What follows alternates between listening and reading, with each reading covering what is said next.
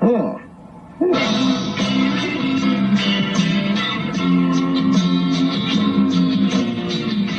Dick, you're probably not going to believe this, but...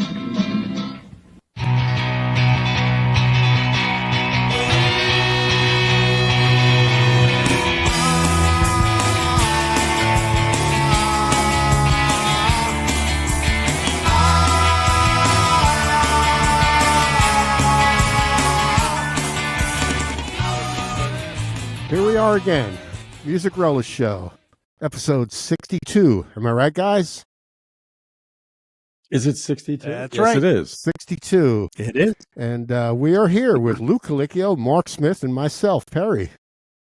Good evening. Hi. Happy Sunday.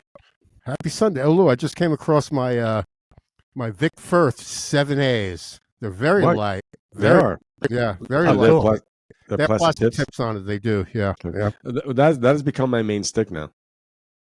7A? 7A? Yeah, 7A. Very thin, very light, very easy to, They have just enough weight where you're not playing with drinking straws, but yes, yep. You know, and also for electronic percussion, it kind of doesn't matter sometimes. Very cool. Because it's all triggered. Yeah. Well, welcome everyone. You're a Music jazz Relish Show. You got jazz sticks, man. Number 62. We're going to cover some ground tonight. We're going to cover some... we're going to start off... We're going to talk about Chrysalis Records. We're going to talk about the Vanilla Fudge. We're going to have some random Relish subjects, of course. Some trivia.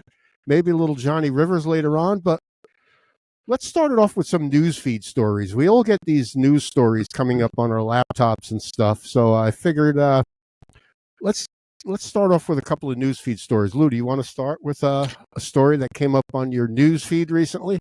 Sure. All these stories are lies, by the way.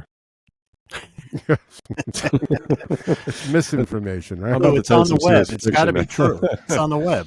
Yeah. So I saw this morning, apparently it says Paul McCartney's original 1961 Hofner violin bass has been recovered because it was stolen 50 years ago. Yes. And I never know. Every time we've seen Sir Paul playing, he's always playing, the left-hand Hofner, and I didn't know that was not the original one that neither recorded with. Yeah. Yep. Right. So apparently, now I'm trying to recall the story. It got known that he was kind of looking for it. He kind of wondered what happened. So word's been out for years. Word's been out for years, right? Yep.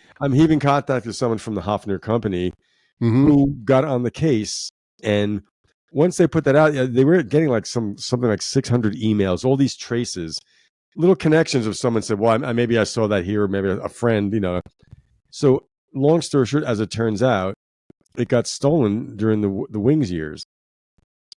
It got stolen out of the back of an equipment van by one of Paul's roadies that was with Wings. 72, right? 72, right. Yeah.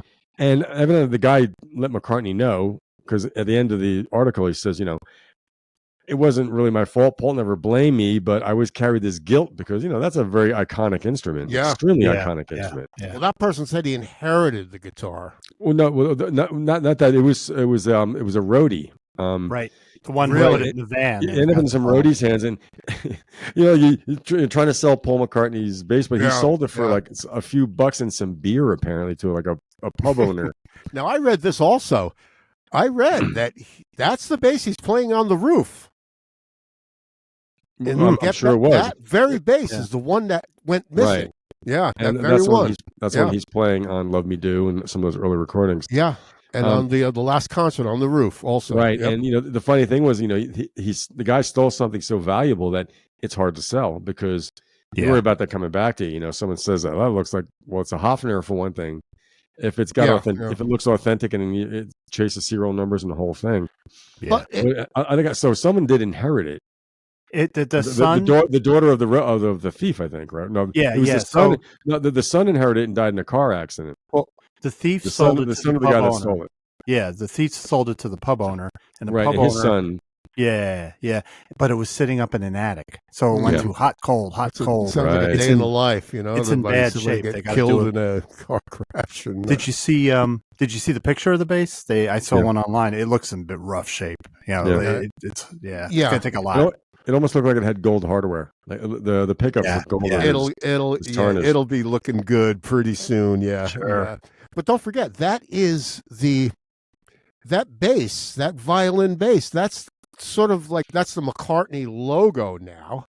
You know, right. That's also like a Beatles thing too. When you think of the Beatles, you think of that friggin' violin bass. Yeah. Right. Oh, yeah. Right. That's his sort of trademark now. Sure.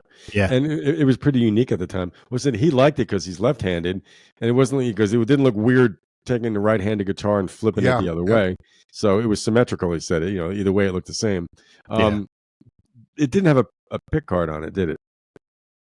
Now that no, I don't think they had pick guards because there were F holes, weren't there? On your plastic one. Yeah. I had a bootleg violin, the McNanko. Yeah. Did that come in a cereal box, plastic? No, I think it was tall, man. I think it was like 6 feet tall, wasn't it? That's when I played on Pet Squirrels. There was that bass. I played your plastic bass on it. Yep. That's pretty funny. Oh, and also in the same article, I read that a Gibson acoustic guitar that John Lennon used and wrote some Beatles songs on was stolen, went missing. That sold in 2015 at an auction for $2.4 million. Like, but they know they were buying a stolen guitar? Yeah. You know what I mean? Like, yeah. It was obviously stolen from John Lennon. Yeah. And it got sold at auction in 2015 for $2.4 million. A Gibson acoustic guitar that he wrote, whatever songs on. So can someone come forward and say, "Don't stop that sale? It was stolen." You know, but we've been doing that with artwork in auction houses for years, right? Yeah. Well, I'm glad that Paul got that thing back. You know now, and he'll be using it too. By the way, once it gets repaired, yeah, he'll probably take it out on tour. Yeah. I think we all thought the one we've seen him playing. Well, I always wondered if there were like how many Hofners does he have? No, he had. Well, one of them apparently the article said was busted into pieces back like in the Cavern Club days or whatever. Oh, okay. And but then Hofner made him another one, of course, and yeah. It's funny because in those early Beatle recordings, I always wondered. I said that bass sounds pretty shitty. It does, yeah. Only because of the way they were mixed. So when you hear those remixes, but he gets them modified. You know, he gets them modified now with beautiful, great pickups and right. Yeah. On the way to the service this morning, I heard the remix of "And I Love Her." When you hear the percussion Ringo's playing, you can always hear the bongos, but it's mixed up so well. It helps the song so much. What's he doing? He's doing a rim shot, sort of like with his hand, like there's claves, there's claves, yeah. But he's also playing bongo. There's bongos or conga. Wow! Next time you hear it, it's mixed wonderfully. He's good. Mark, do you have any newsfeed stories? Newsflash. As of Saturday morning. So last week we were talking about inductees into the Rock and Roll Hall of Fame. Well, we were wrong. Those were nominees. So here's the what to you and me and many of our listeners, the most important voters. It's the fan voting. Yep. So everyone's allowed to vote. I could vote. You could vote. So as of Saturday morning, the voting for inductees is Ozzy Osbourne is in the lead he's never been inducted for his solo work with 105,000 votes, just pushing him ahead of Peter Frampton. Foreigner is up there, Dave Matthews Band. That goes along with, Dave Matthews. Cher is in there. Fans are voting. Lenny Kravitz, I still don't get it, but all right. Neither do I. Okay. And fans are voting for Mariah Carey. Also in the mix is Kool and the Gang, Oasis. These are, I think, nominees or whatever. Sinead O'Connor, she's only gotten 38,000. Sade, Jane's Addiction, Mary J. Blige, Tribe Called Quest, and Eric B. and Rakim. So the fans are pretty much voting for what not totally, but they're kind of going along with what the committee's doing. But but they only get like one. You said one vote for 1 million or something. Well, so how it works is if you win the fan voting, it just gives you 1 point towards getting in. So half the world could vote for Ozzy Osbourne. Billion people, and it would only give him 1 point. But if Jimmy Iovine wanted his buddy in there, his means more, Well, half the world, I think, is like 3.5 billion people, but okay. That's neither apples and oranges, right? I think Ozzy should be in for his solo stuff, though. That is a very I think influential he should career. too. Yeah. I guess Sinead didn't get the Catholic vote. Or no, she got some probably. Yeah. So. Well, that's cool. Now, I also heard that on a sad note, apparently Brian Wilson's longtime wife died, and he has been diagnosed with dementia, Brian Wilson. Mm-hmm. Yeah. And apparently he's unable to care for himself, his own physical well-being, his food, his clothing, and his shelter, that he can't even do that for himself. Yeah. So they're going to have somebody taking care of him, not over his estate, just over his care. Okay. Yeah, it's called a conservatorship. Conservatory.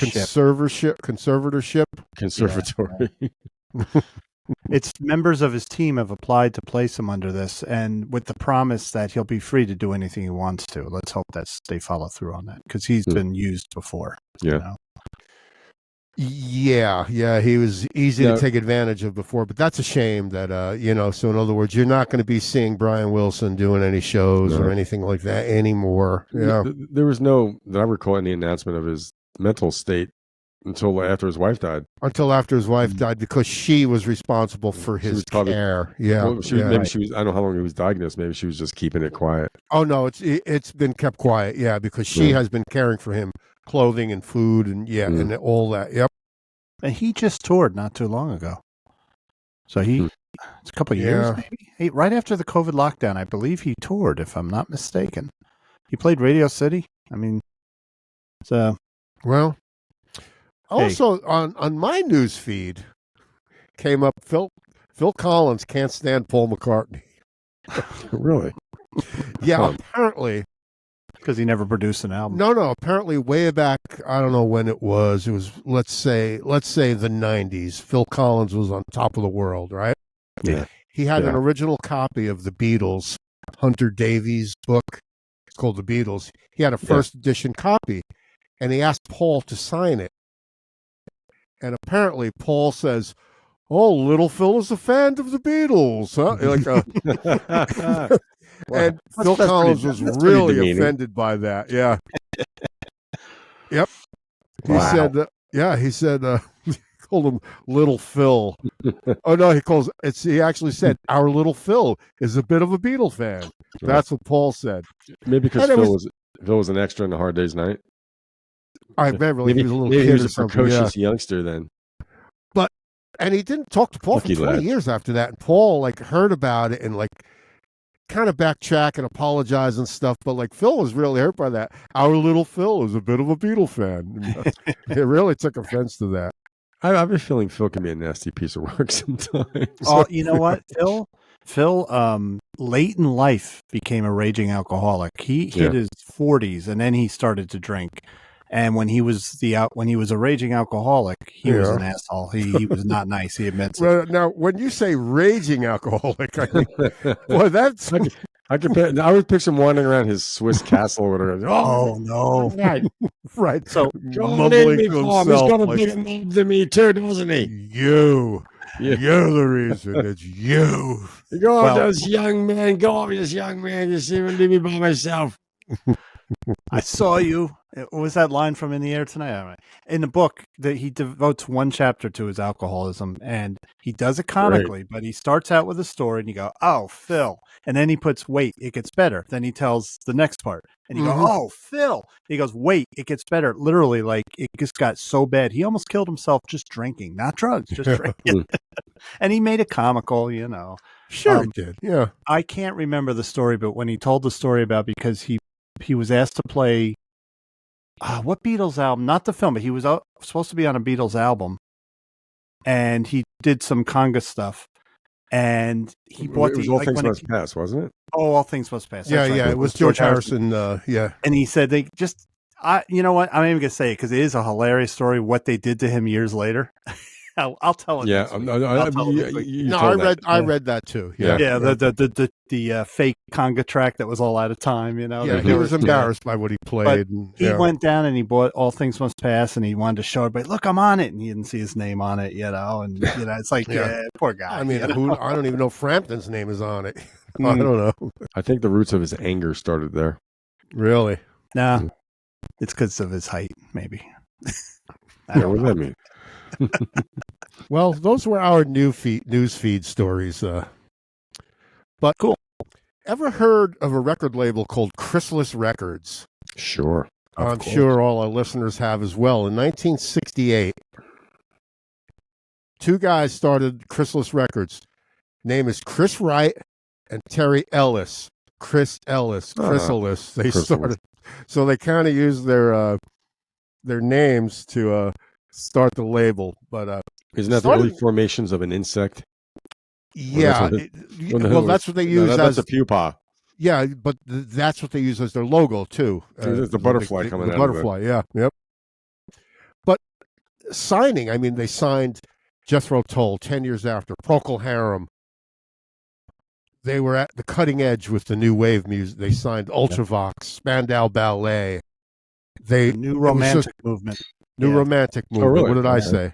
That's what you just said. Gen X, Ultravox, Spandau Ballet. Generation X, yeah, Billy Idol, right? Spandau Ballet were part of the new romantic. They were the new romantic bands. And then they had a ton of '80s hits. I mean, tons. They signed Pat Benatar, Blondie, Huey Lewis on the News. They were all on Chrysalis Records. Billy Idol too. Billy Idol, yeah. Yeah. And apparently, I think it was 1979, Chrysalis came out with the first video LP.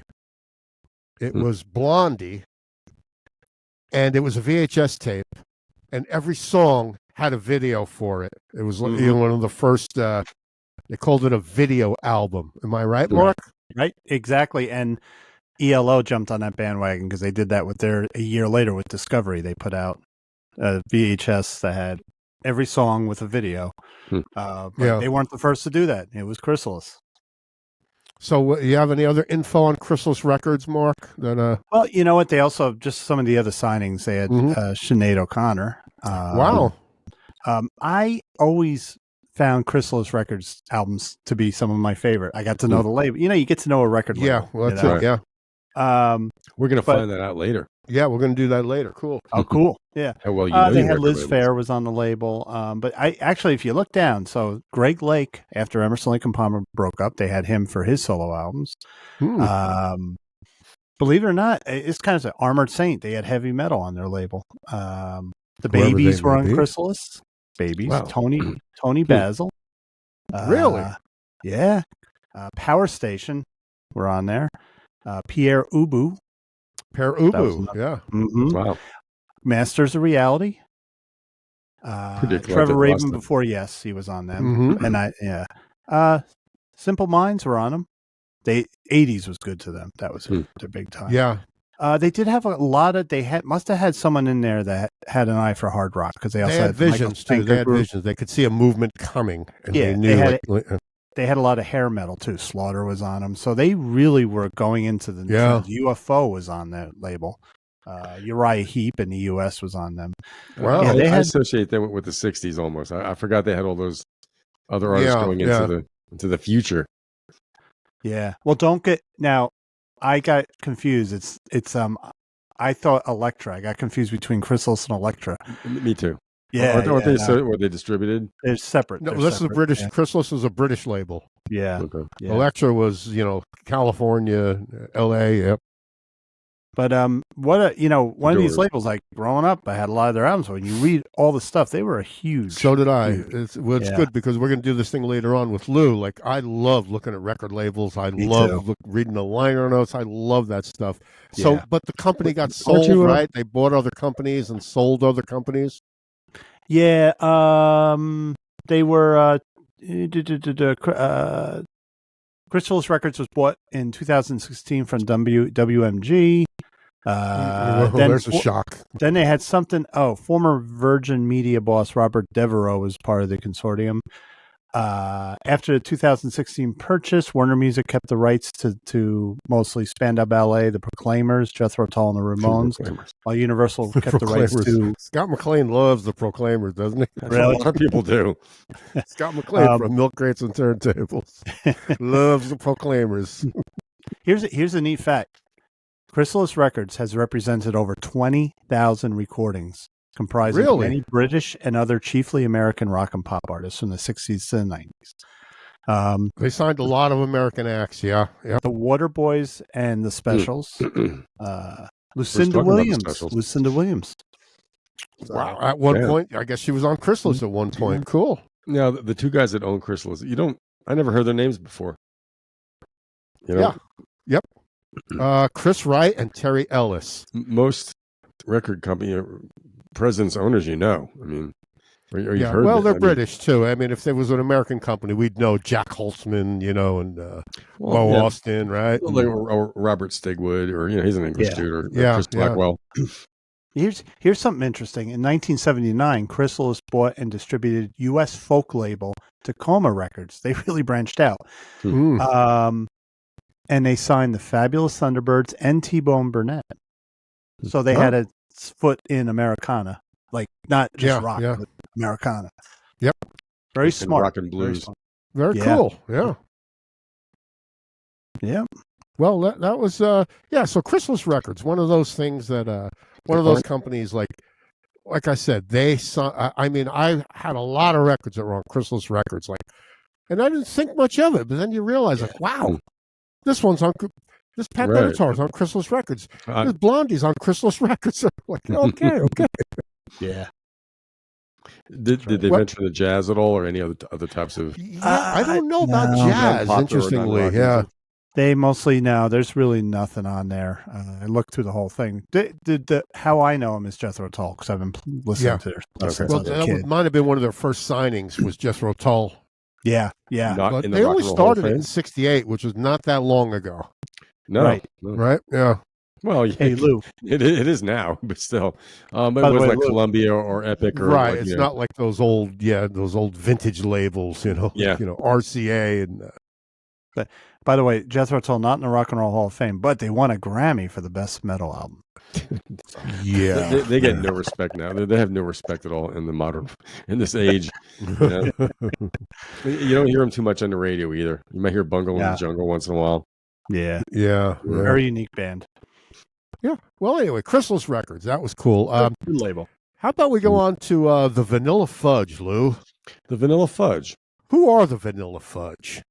They were a band. I mean, they still are a band. They were actually still, I think they're still playing. My friend Steve, who I jam with on some Mondays, he goes, "Do you want to try doing You Keep Me Hanging On?" We're doing some Jam Kazam stuff with his friend in Kansas City, who's a keyboard player. And I said, I'll give it a shot. We all know that song. And I realized, I said, that's the only song I know by them. And the song's been around forever. It was a huge hit. It's been used in so many soundtracks and TV shows. How does it go? Set me free, why don't you, babe? It's a remake of the song that the Supremes did. It's a Holland version.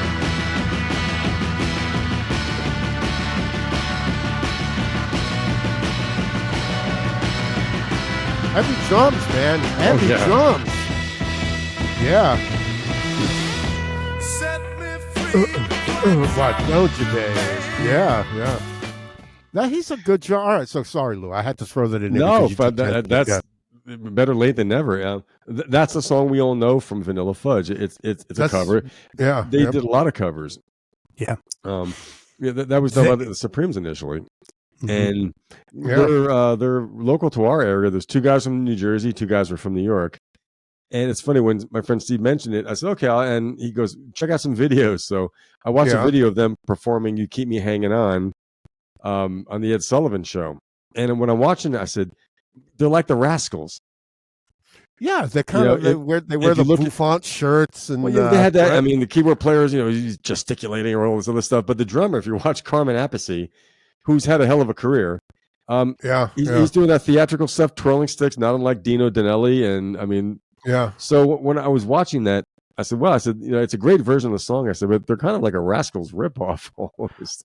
Well, I was oddly, I was getting that vibe. What's that? If you read up on them, when the Rascals came out, which one of them wasn't Carmine? It might have been Stein that said that was an influence for forming Vanilla Fudge. It was like a direct influence. Really? Yeah. Right down to that kind of clothing that was kind of was all fashionable at the time, but particularly the drumming, because you didn't see many was it Johnny Barbada, drummers like that. From the Turtles, from the Turtles, and Carmen Appice and Dino Danelli. They were very theatrical, extremely showy drummers.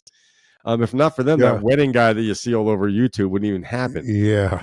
But then when I went back, I said, well, they're from the same area. They're from New York, New Jersey. Where are they from, anyway? Well, the band is Mark. It is Mark Stein on vocals in Oregon. He was born in Bayonne, raised in Bayonne, New Jersey. And Tim Bogert, the late Tim Bogert, bass vocals. He was from Ridgefield, New Jersey. Vince Martell, the guitar and vocals, was from New York City, and Carmen Appice was also born in New York City. I thought he was born in the Bronx. So they're East Coast, Jersey, New York guys, just like the Rascals. Definitely, I mean, different type of music though. It's heavy. Yeah. Were they at Woodstock? Not that I've ever heard. I don't think so. No. Okay, just curious. Yeah.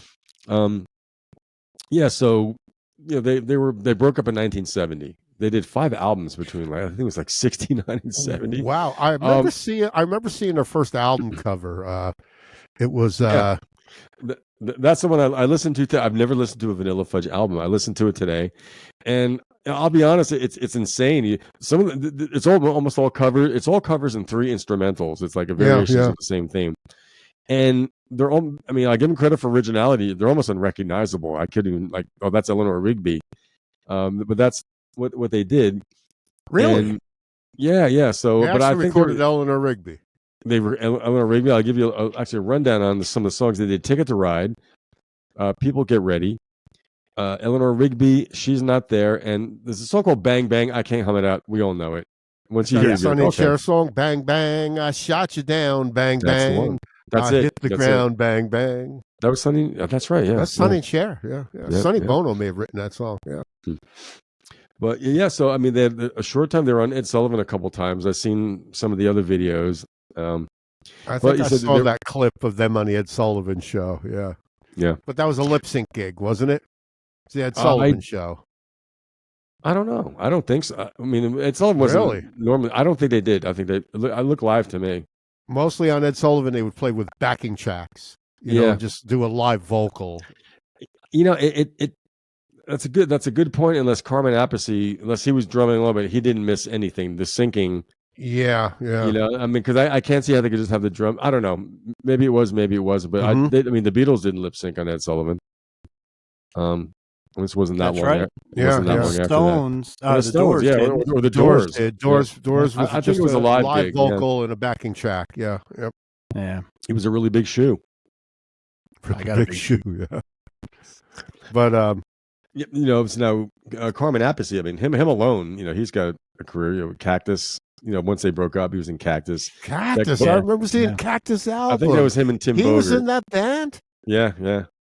And Beck Bogert Appice. Long time Rod Stewart. That was him? I didn't know if it was him or his brother. Vinny was too young back then. Yeah, Vinny was at Black Sabbath. Or Dio.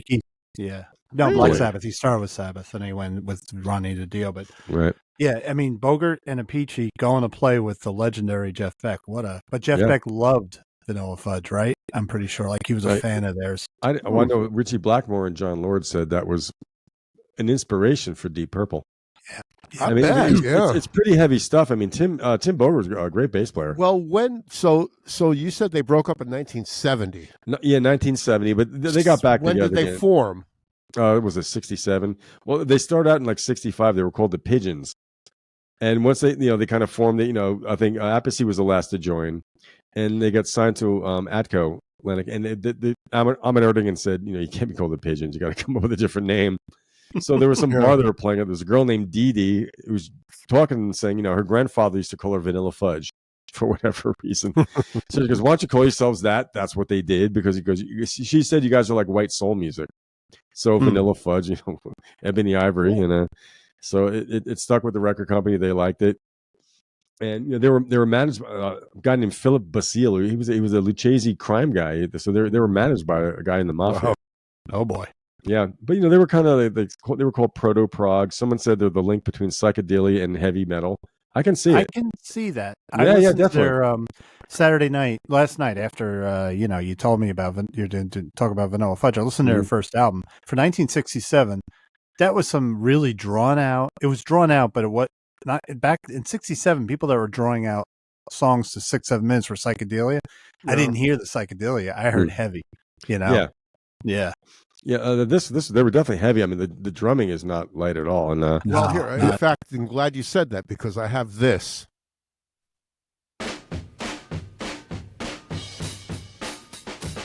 That's Vinny Appice or Carmine. Carmine.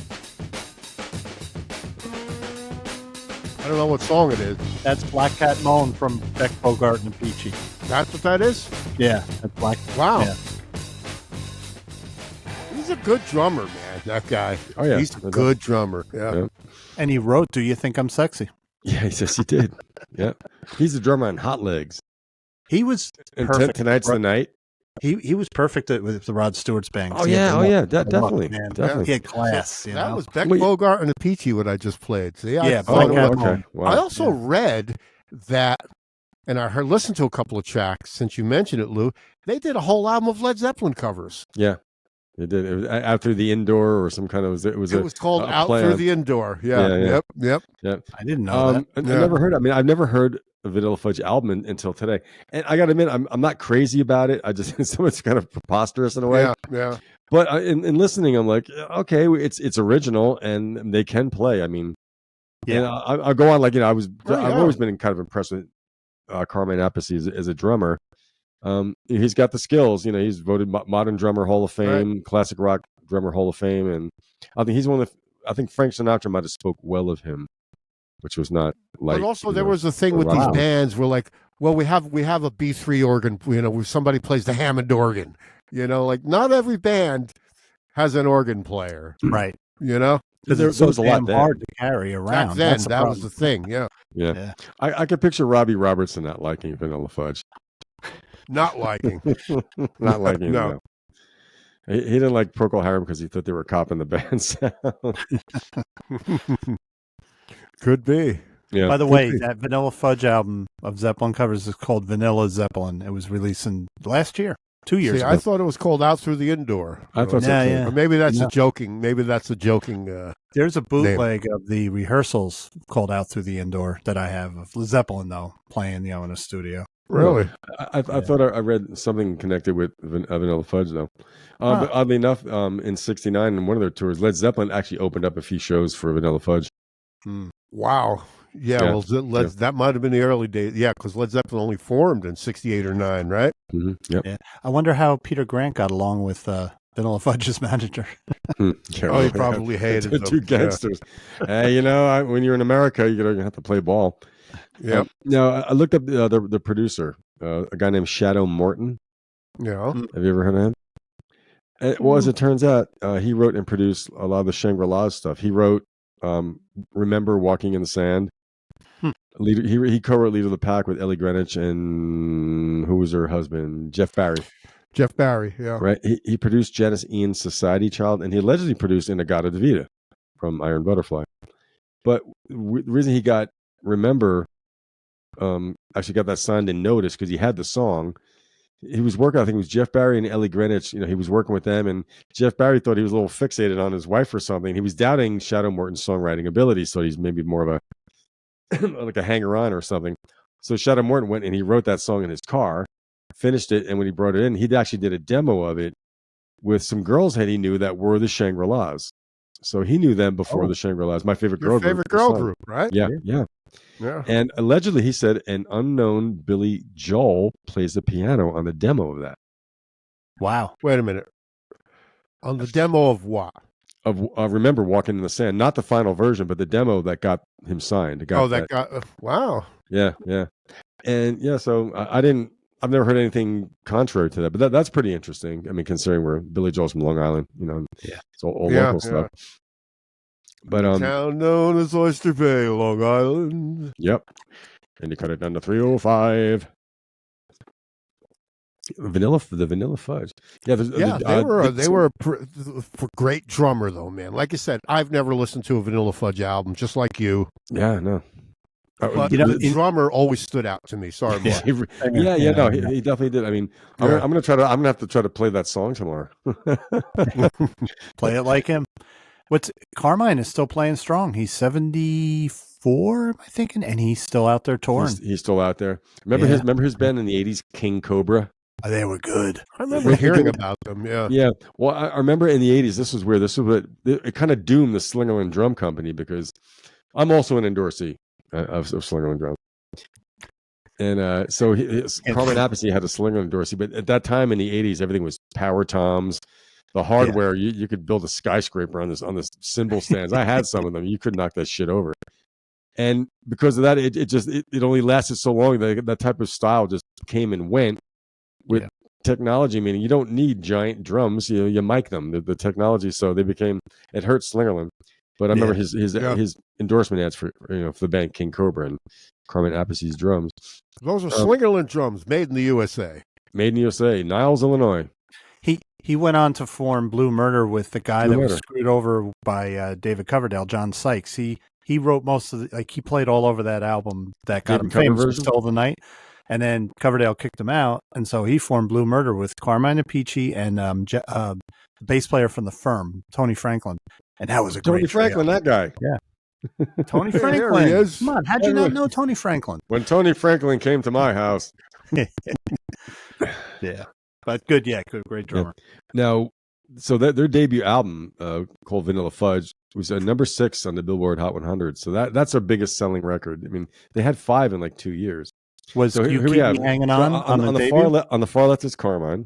Okay. The next guy over is Vince Martell, the guitar player. The guy in the back, that's Mark Stein, keyboard vocalist, and that's Tim Bogert.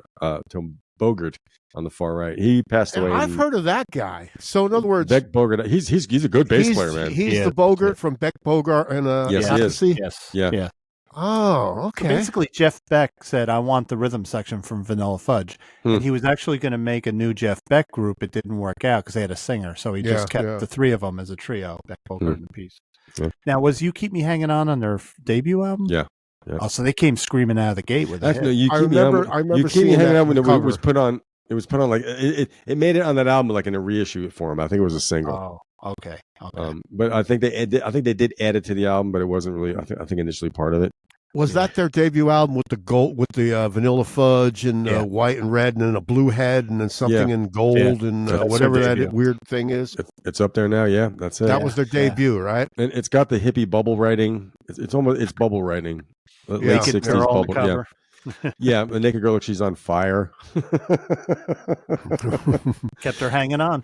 Now, that song, as iconic as it is, it has been used in many things. It was in the Sopranos series finale.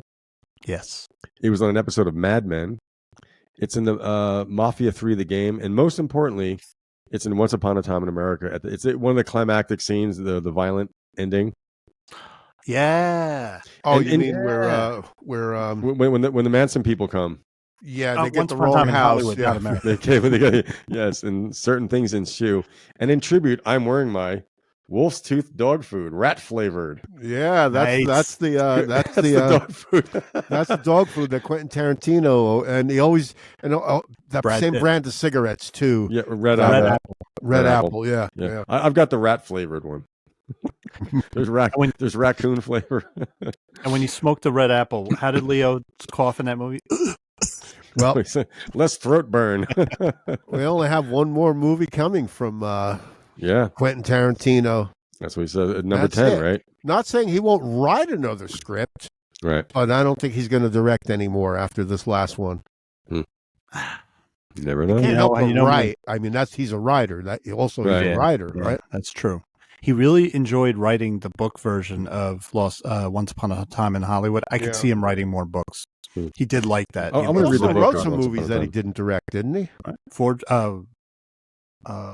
What was a Real Love or something? The one with where Gary Oldman had the cornrows. That movie. I forget that. Yeah, he wrote that. He wrote a bunch. True Romance. Moment. That's it. He wrote that. Yeah. Yeah, One gonna more miss him. thing on Vanilla Fudge. Yeah. So I did see some videos. It was them doing Shotgun and You Keep Me Hanging on Ed Sullivan. I saw one from 2012 on Late Night with Jimmy Fallon doing You Keep Me Hanging On. It was really good. I got to say, Wow. it was amazing.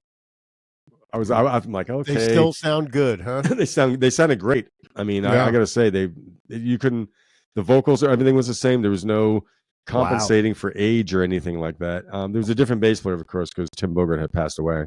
Yeah. But Carmine's in the band. It was Carmine, Vince Martell, Mark Stein, and the bass. There was a bass player.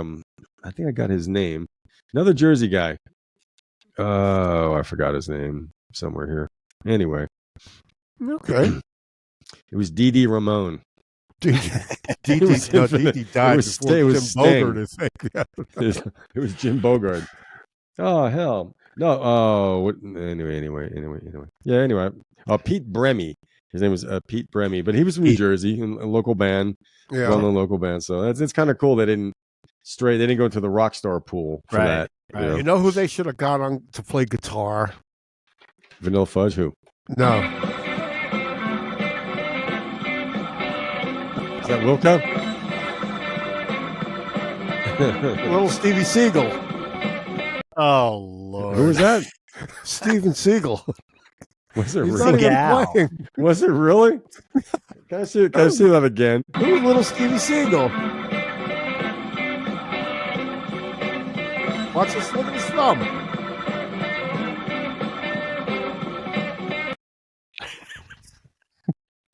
What a hack. What, would you like to have him in your band, Lou? That guy should jam with you. You'd have to go to Russia to jam with him. It sounds like that's the only lick he can play. Bam, bam, and bam. You just can't kick me in the face, that's all. 2 notes, yeah.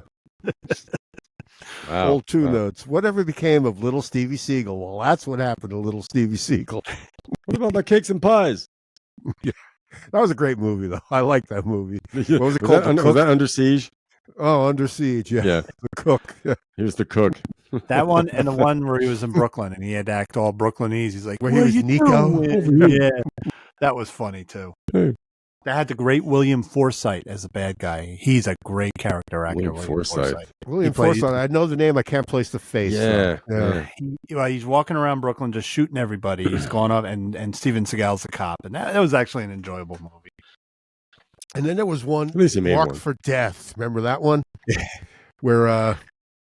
So is that the one with the Jamaican gang going after him? I think so, yeah. So because of that movie, he can never go to Jamaica again because they pick on him. They just scream at him, come on. He made them all look like drug dealers and criminals. Yeah. Wow. Yeah. Of course they're not. He's not too popular in Jamaica. He moved to Russia. Yeah. Who moves to Russia? What's that? Yeah. Who moves to Russia unless you're a criminal? If you got to escape the country, you move to Russia. No, I seriously think if he comes back, he's going to get sued for rape, for sexual abuse, right? and all those kind of things. He was notorious for a casting couch, also. Absolutely, yeah.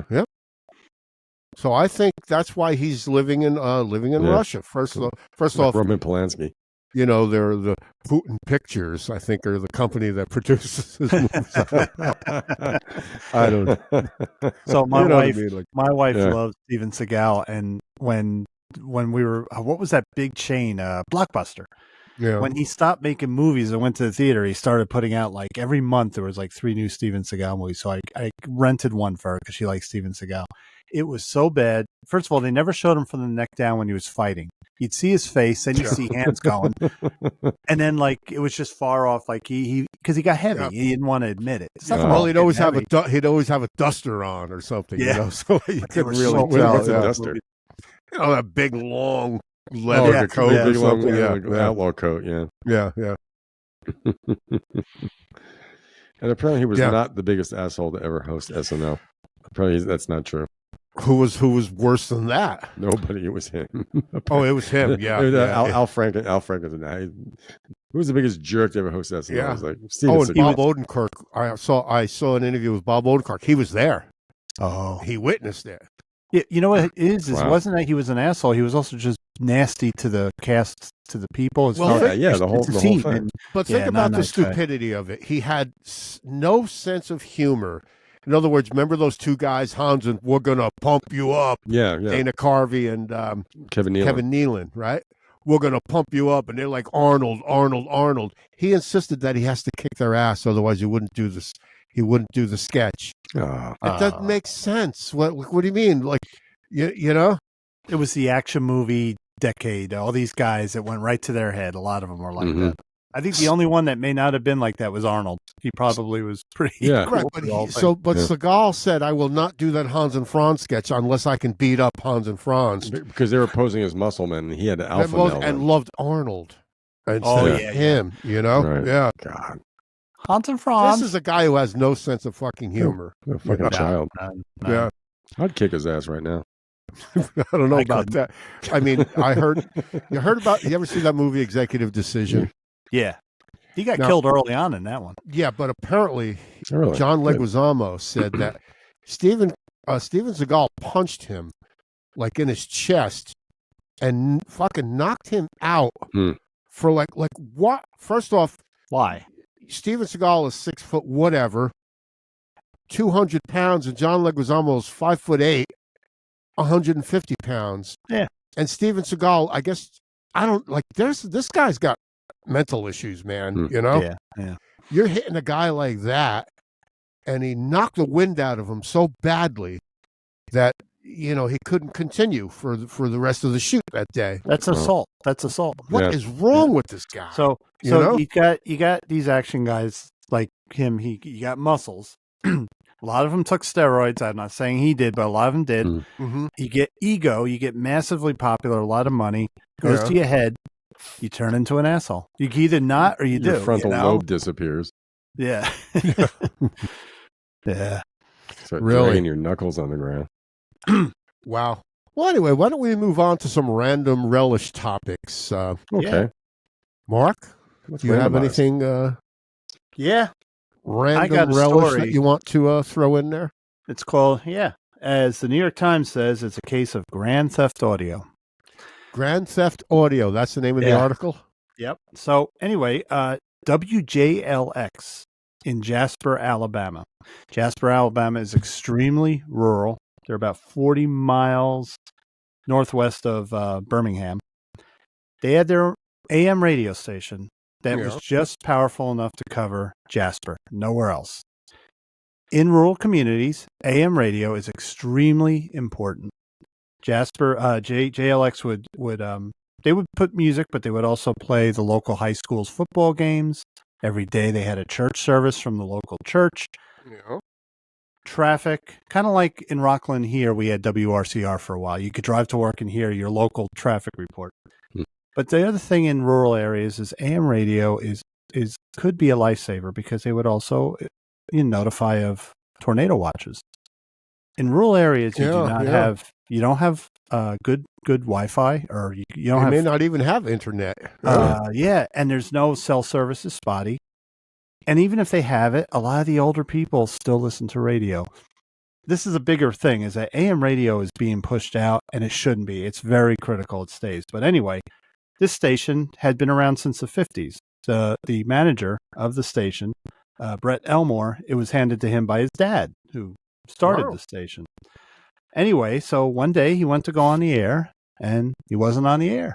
He's like, what's going on? So he sent a technician out to the radio tower to see what's going on. The radio tower was gone. Someone stole it. Seriously? How big was the tower? Yeah. Gone, totally gone. This police are still investigating why it was taken. How do you, a tower, it's a tall structure. How? Well, what they think happened was they stole the tower or the receiver or the tower, the steel, probably, whatever. It was stolen.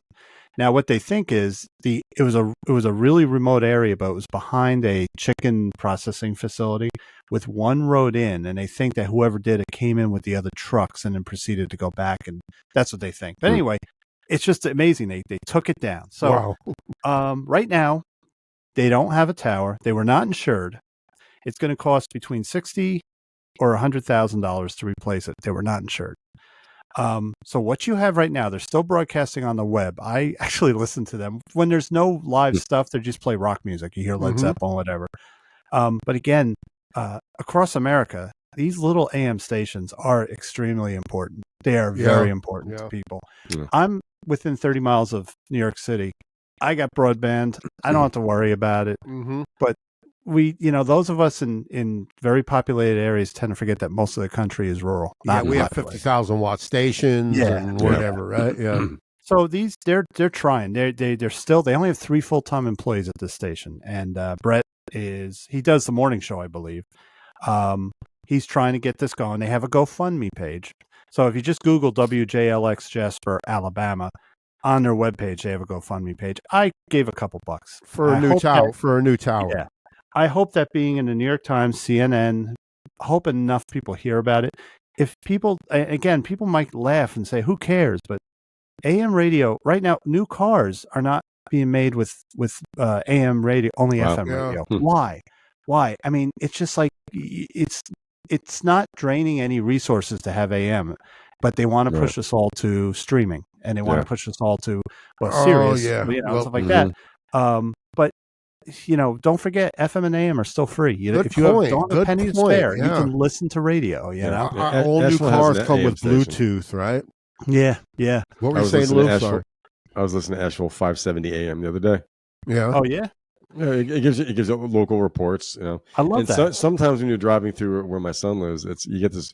It's an old country guy, and they're saying, "We'd just like to thank Jesus for this music we're about to play." And they'll play like old bluegrass. It's kind of neat. Yeah, you feel like you went back in time for sure.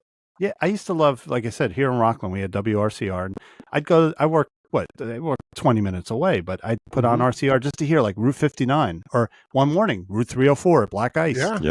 Cars, I go up Route 304. Yeah. So like I said, like my dad was also in a landlocked town, like just totally, away from everything. And those people really need this. And in the case of weather or anything else, even an active shooter, that could be life or death, because there's a lot of older people, especially in tornado country. Yeah, they have that radio, and if you lose power, you can get a wind-up radio, but you got the radio. So anyway, just putting it out there, WJLX, Jasper, Alabama.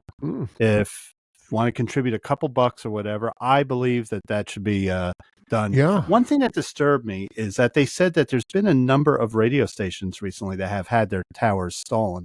And I don't know if it's just for the steal or if something's going on. I hate to put it exactly. It's part of a larger thing where... Think about it. If you cut the cables, right, that thing's going to topple over. Yeah. So it might not be that difficult. Snap the cables, the thing's going to tip over. And also... disassemble it and part away. Yep. A few and vehicles. it's in the middle of nowhere. And so the sell tower it for scrap, right? Make money. Did we say in general how tall are these towers? Theirs probably wasn't as tall because it only covered the town of Jasper, which only has 14,000 residents. Yeah. Well, is an AM on a lower frequency also, as opposed to FM? It's getting too technical. Well, he did, by the way, just to let you know, he did apply with the FCC to go onto an FM transmitter. He can't. For some reason, they can't do that, so they have to get a new tower. Yeah, FCC regulations, red tape. Yeah. Wow. It had 3,500 pounds of steel beams. So the police have gone to all the local junkyards. Nobody's turned in the steel. So it was a well-planned. Now, some people in Jasper say it was this guy, Jasper, that did it, and not Brett. He said, why would I do that and destroy my own station? I have no insurance. Why would I do that? They said he was doing it for notoriety. Bullshit, Or was it someone from a competing station? Trying to create a crisis for money to upgrade, or I don't believe it. He said no. Yeah. But you're right. There might be something like maybe a bigger station's trying to move in. This is a real homegrown station, And also for people who, I'm sure there's people thinking, how could this happen? Well, the tower could be a half a mile away from the actual out in the middle, building. it's in the middle of nowhere. It's behind some huge factory where you'd probably never hear it if it was brought down. Yeah. And they said what they think is they put it on the trucks and it just came out with the trucks coming from the factory. Like it was just, could have been just well planned. Yeah. I'm following, and I'm going to try to keep up on this and see if they solve it, what happened. I'll let you know if anything changes. Very interesting though. Yeah. So WJLX Jasper, Alabama, Google it, and they have their GoFundMe. All right, cool. I've got a random topic or two. Jim Keltner, right? The great drummer, Jim Keltner. I'll be listening. I never heard of him. When he's interviewed, when people interview Jim Keltner, they said it's easier to say who Jim Keltner hasn't played with as opposed to who he has played with. You know what I mean? Absolutely. Absolutely. He's been on a lot. Yeah, but they planned on going on a tour with the Traveling Wilburys. Uh-huh. And they were going to do a train tour. George Harrison didn't want to do it. Had George Harrison agreed to do it, they would have been on a train tour, like an old-fashioned train tour where the train stops. Wow. And, all the other guys wanted to do it, but George didn't want to do it. And I can understand after Beatlemania and and all those kind of things. What, you know what I mean? Like, I don't know. I heard, and I don't know how true this is, George had, in that time period, he started to get very unsure of himself with his voice. He didn't think he could sing, live. Maybe he was worried about that. The tour is night after night. Yeah. That's also after Cloud 9. And, I think one of George's last major tours was that Dark Horse. I mean, did he do many tours after that where he blew his voice out? Yeah. He blew it out on the record and then furthermore on the tour. Yeah, they said he should have never gone on that tour because it was horrible to even listen to it. Yeah. Yeah. I've heard the live stuff, Yeah.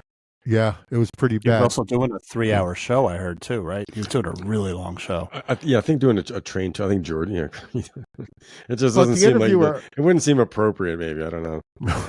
Well, the interviewer had asked Jim Keltner about, do you have any tips for young drummers? And of course he says, listen, he says old drummers. For like young drummers who want to, he said it's the feel. It's the feel. Everything is the feel. Yeah.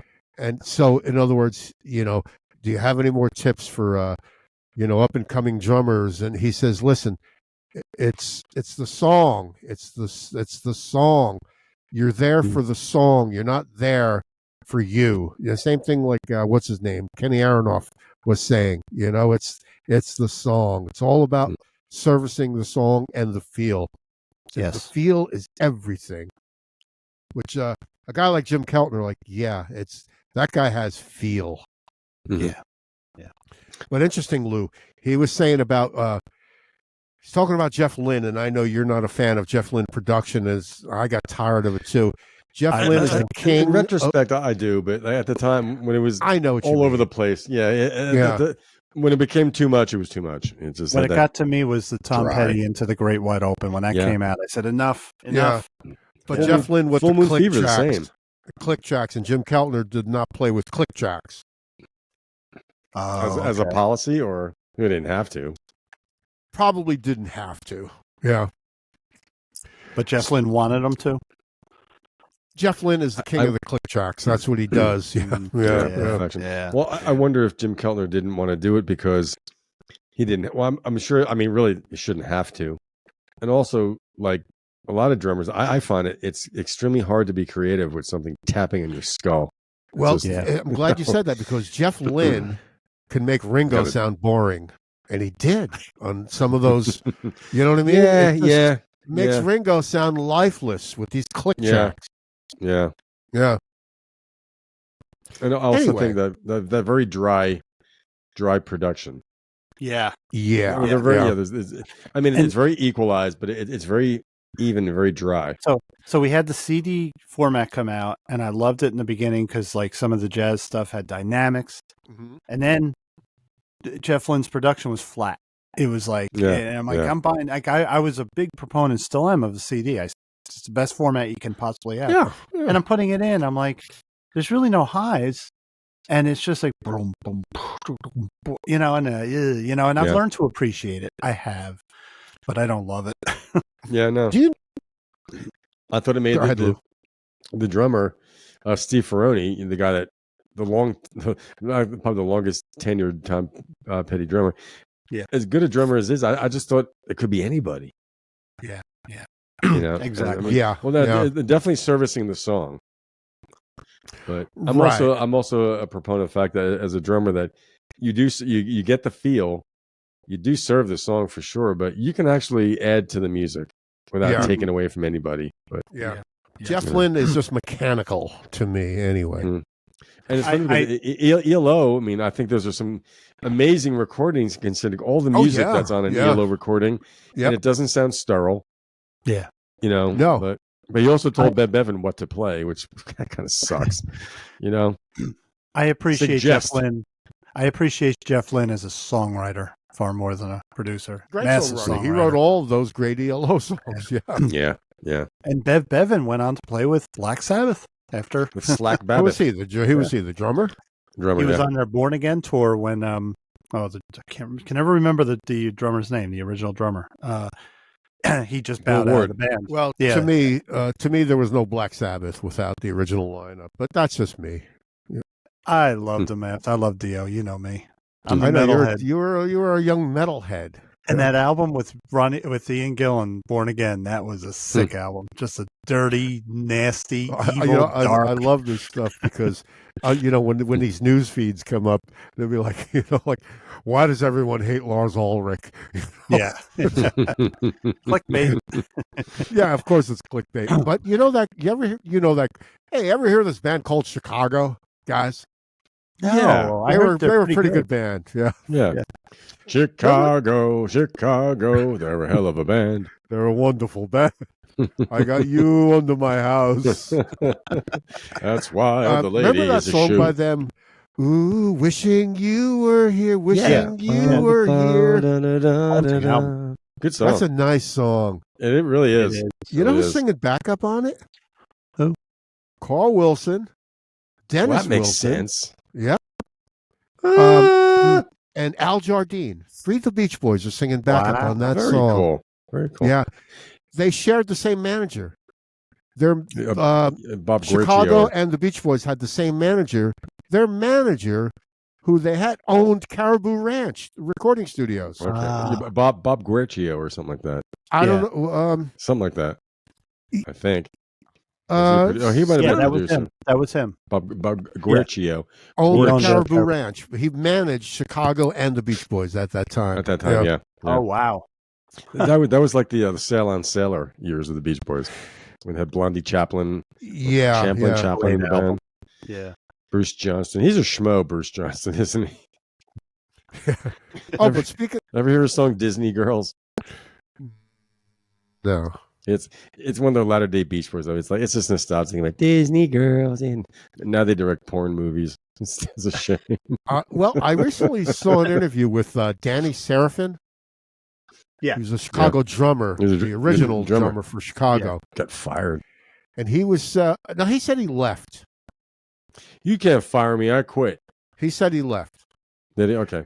A lot of drugs. He don't want to play the '80s music either.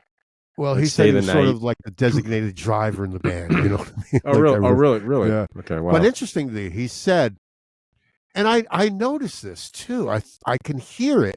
And he said, especially if you listen with headphones, he recorded 2 drum tracks for 25 or 6/4. He said the first track, he just played it straight. And then on the second track, he added some fills and stuff, and he said if you listen with headphones, you can tell there's 2 drum tracks on there. It's like, really? I've actually heard that already. I knew that there were 2 drum tracks on there. Yeah. Cool. He said if you listen with the cans, you'll absolutely be able to hear it. I will listen to that. I found it interesting too, like with the Wrecking Crew, that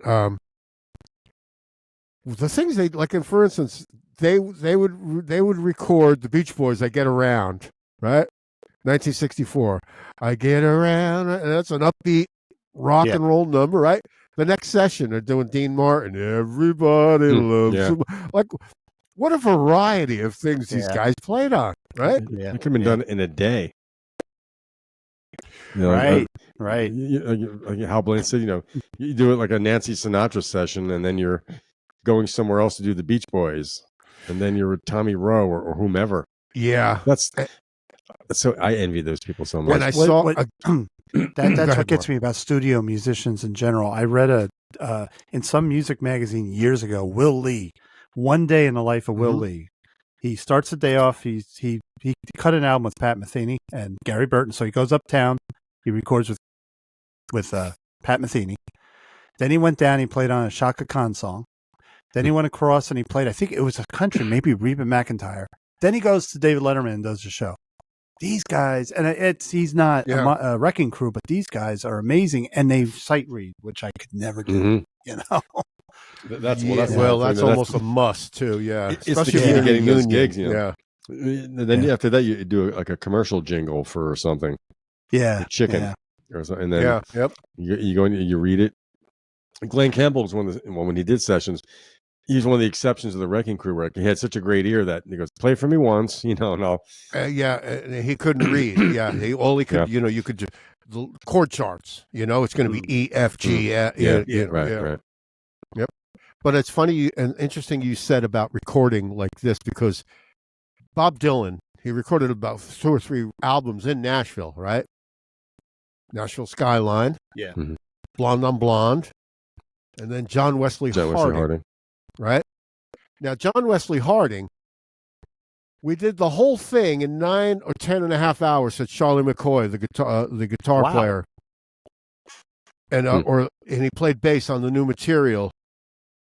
Unbelievable. The whole album. Listen, there's little evidence of overdubbing on any John Wesley Harding's 12 songs. The album was recorded in less than 13 hours over the course of 3 days. Wow. Is that mostly acoustic? I haven't heard that whole album. Yeah, it's a lot of acoustic stuff, but it's a basic, but it's got these professional Nashville guys on it, but there's no need to lush it up. Yeah. 3 days, 12 hours, 13 hours, 10 hours, whatever it was. Wow, the whole album. But that's the the way recording Dylan of it. Yeah, Dylan is still that to this day. He will not play anything twice. I just finished the book, and so they're playing.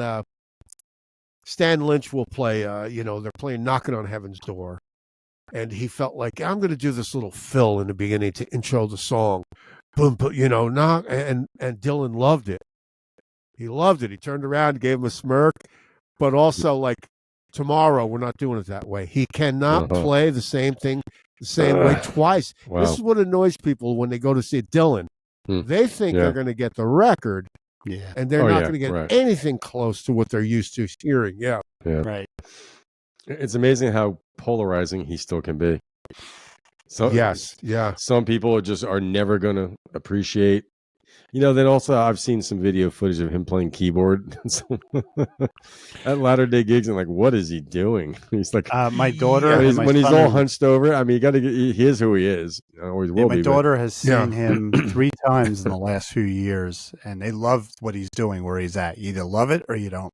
They love it.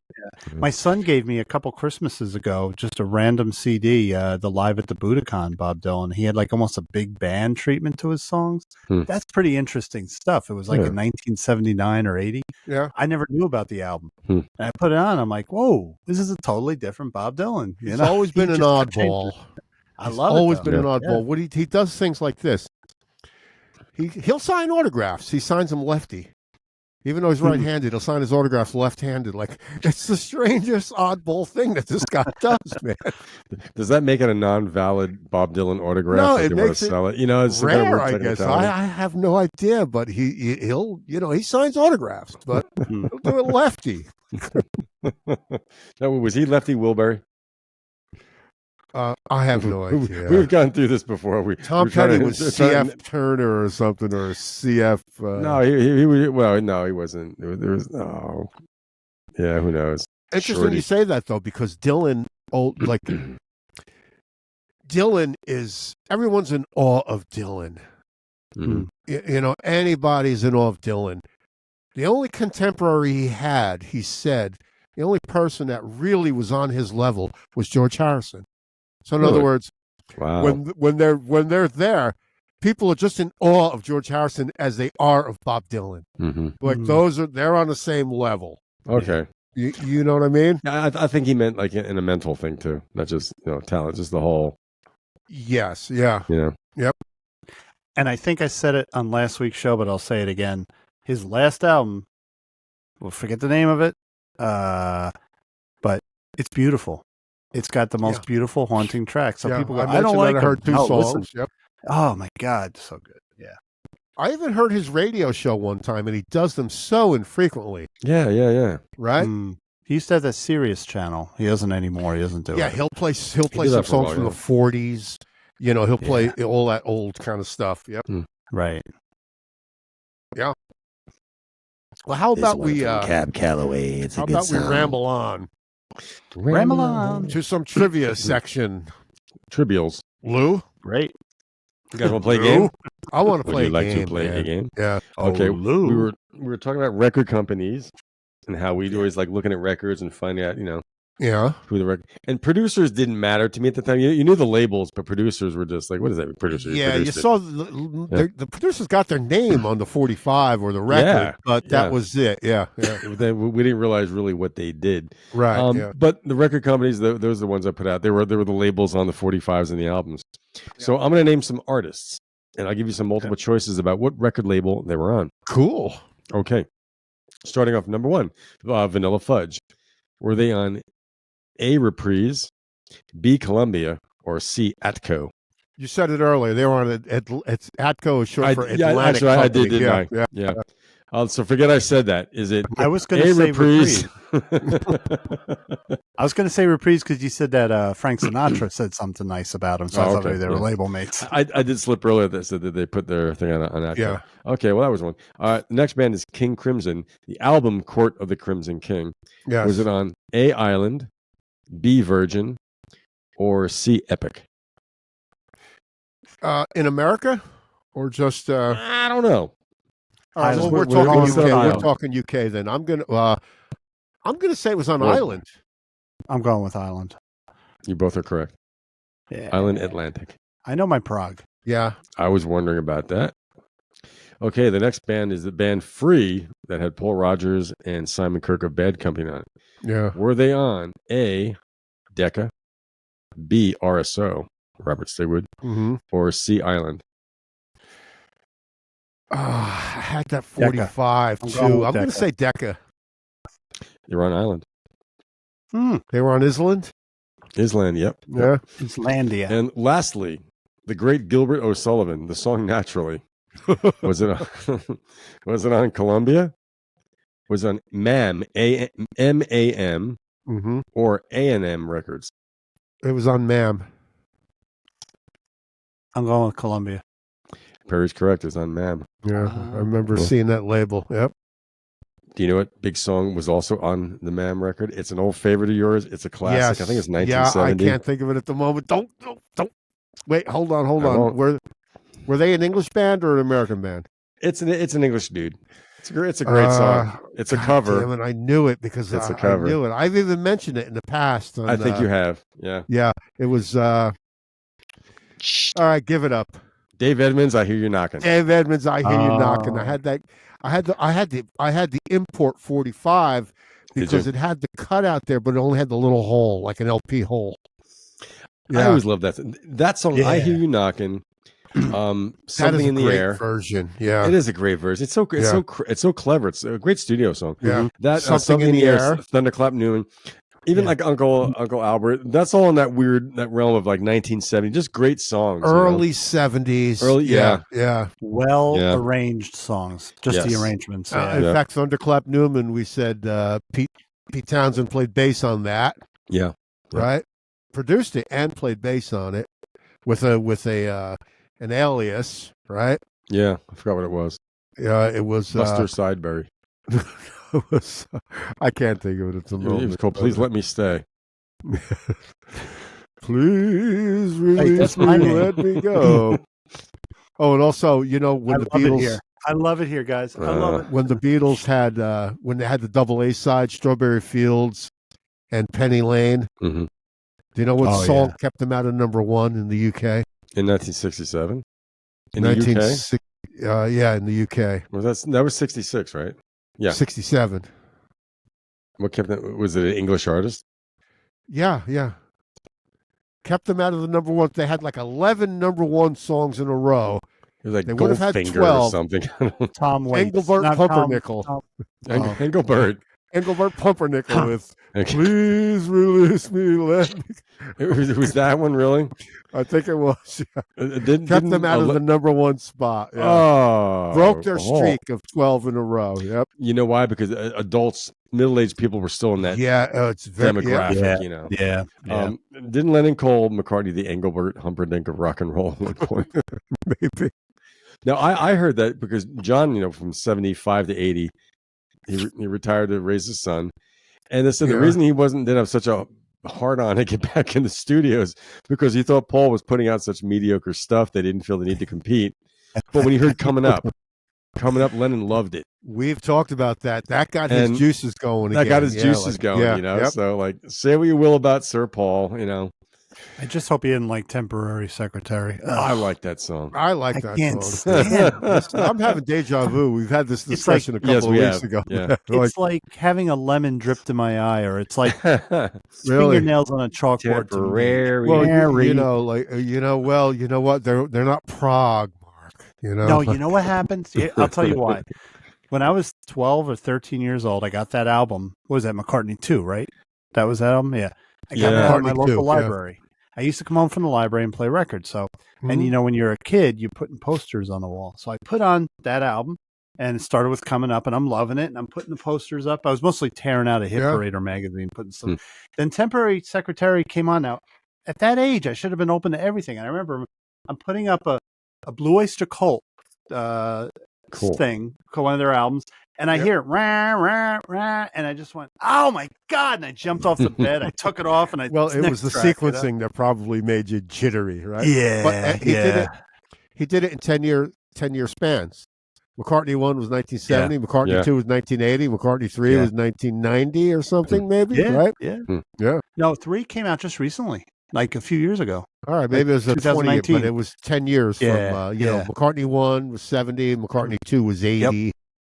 And I think, unless you want to look it up, and well, I'll tell you what, I dislike very few McCartney songs. I love McCartney. It's just that it's just something. I think you're right. I think it's the programming. It was any of us will admit that Paul had a lot of crap, man. Like Waterfalls. No. The mid 70s. You said it's crap, but it was a huge hit. It's just right. Well, crap to me, right? Being I think it's his stuff like My Love. Lennon hated that stuff until he started writing. I like My Love. Yeah, I do too. There's people slow dancing to that at proms, though. So what? I'm not making fun of it. I'm saying that's a massive song to be. It was a number one. Yeah. Like True by Spandau Ballet, decades later. It's a prom song, man. Let's slow dance to it. Yeah. Drink break. Yeah. I love that. Do you have any more record label stuff, Lou? No, that was it. You guys acquitted yourselves well. Well, I got to tell you, it's what's Johnny Rivers' real name? Johnny Ramicello. Johnny Ramosella. Ooh, good one. Johnny Boombots. Johnny Bag of Donuts. What's his Rodney Dangerfield has his friend, right? His fictitious character, Johnny Boombots, or Johnny Vinny Goombots. Vinny Goomba. I think it's that. Vinny Goomba. But Johnny Rivers he played cover songs. He was known for Secret Agent Man and Tracks of My Tears. Tracks of My Tears. Great. I mean, this guy is a great interpreter of songs. Yeah. Yeah. And I know we're all Johnny Rivers fan. Rockin' Pneumonia, Rockin' Pneumonia, Flu, right? Yeah. And Midnight Special, right? Right. That's his version that was on the TV show, right? Yeah. But the originals were good too. I mean, Summer Rain, Poor Side of Town. I don't know if you wrote that. Well, interesting you say that, Lou. I'm glad you said that because Johnny Rivers wrote Poor Side of Town. He did write that with Lou Adler. Wow. He wrote that with Lou Adler. Lou Adler produced it. A name you guys are both familiar with did the orchestration. Marty Page. Marty, okay. David's father. Yeah. Marty Page. Yeah. The Toto Boys. Yeah. Toto Boys. So let's see if I may have a couple of samples of Johnny River, the great Johnny River from 2013, about 10 years ago. Oh, wow. Playing this song, Poor Side of Town. Let's see. Coming to us all the way from the beautiful, mysterious land of California. Marty Stewart Show. Ladies Marty and Stewart. gentlemen, would you please make welcome the great Johnny River? That bandana. That guy looks good, man. Welcome, does. John. He's in his It's all 70 yours, then. man.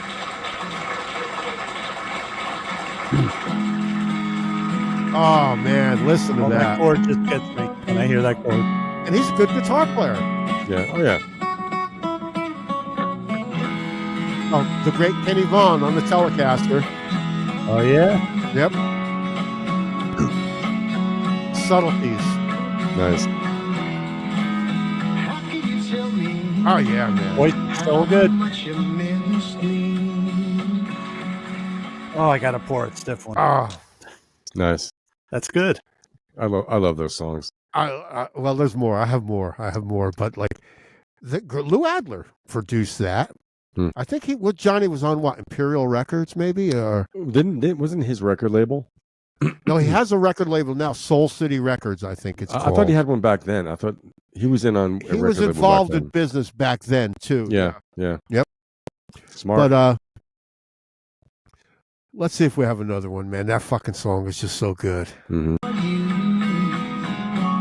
You wouldn't even Yeah. miss me.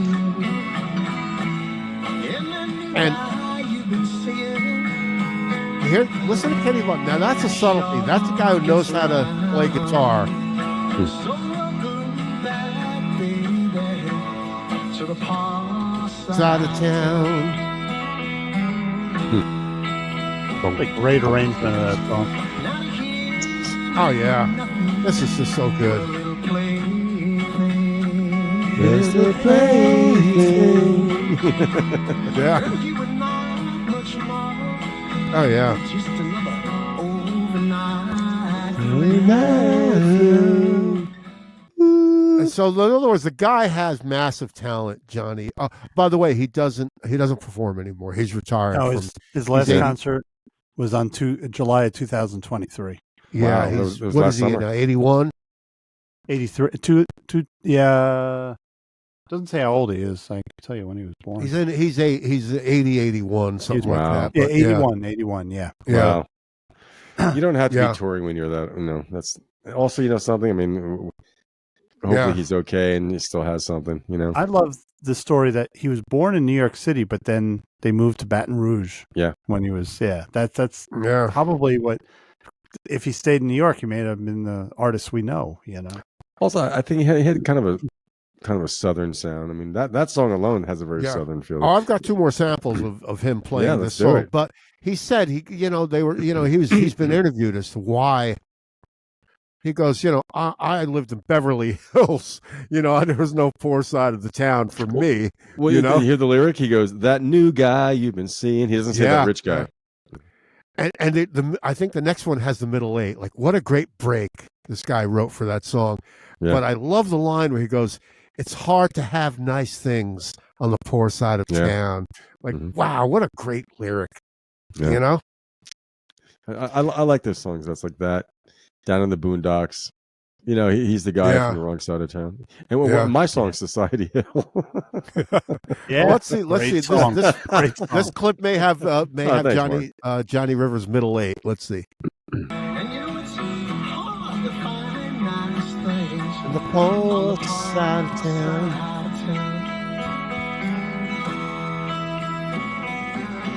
What a great break. Yeah. Dun, dun. Yeah. Yeah. He's got he may have Clarence White's nudie suit hanging up in the back. Oh, wow. Oh yeah, listen to Kenny Vaughan, man. How fucking good is that? Oh, yeah. Hey now. And he just looks so cool holding it. Oh man. Nice. That is such a great friggin' song. Lou, I don't know what Lou Adler had to do with it, unless it was one of those, Chuck Berry, my name's going on it, pal. I was wondering what Lou Adler's background in music was. I mean, as a producer, Bill Simzik is one of the few producers that didn't have a musician's background. Like, what was Lou Adler's thing? A conductor, UCLA. Well, I'm glad you mentioned it. Let me play this last somewhere. Clip. Let's play this last clip, and I'll look it up while you're playing it.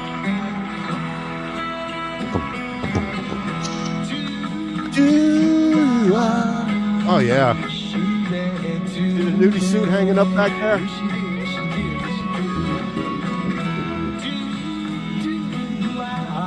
Oh yeah, man. He's just so good. His voice never gave out on him.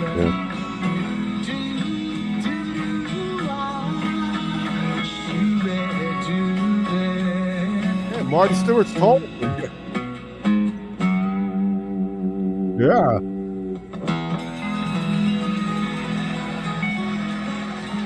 What a cool show Marty Stewart had.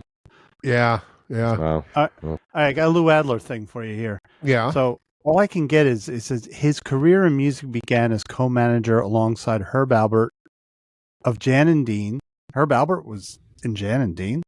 No, Adler and Albert. Albert with a P or a P? With a B or a P? P with a P. P. Wow. For the T1 of brass. Adler and Alpert transitioned from managing into songwriting, composing the songs River Rock in 1958, and then Wonderful World with Sam Cooke. So it sounds like, and he founded Dunhill Records in 1964.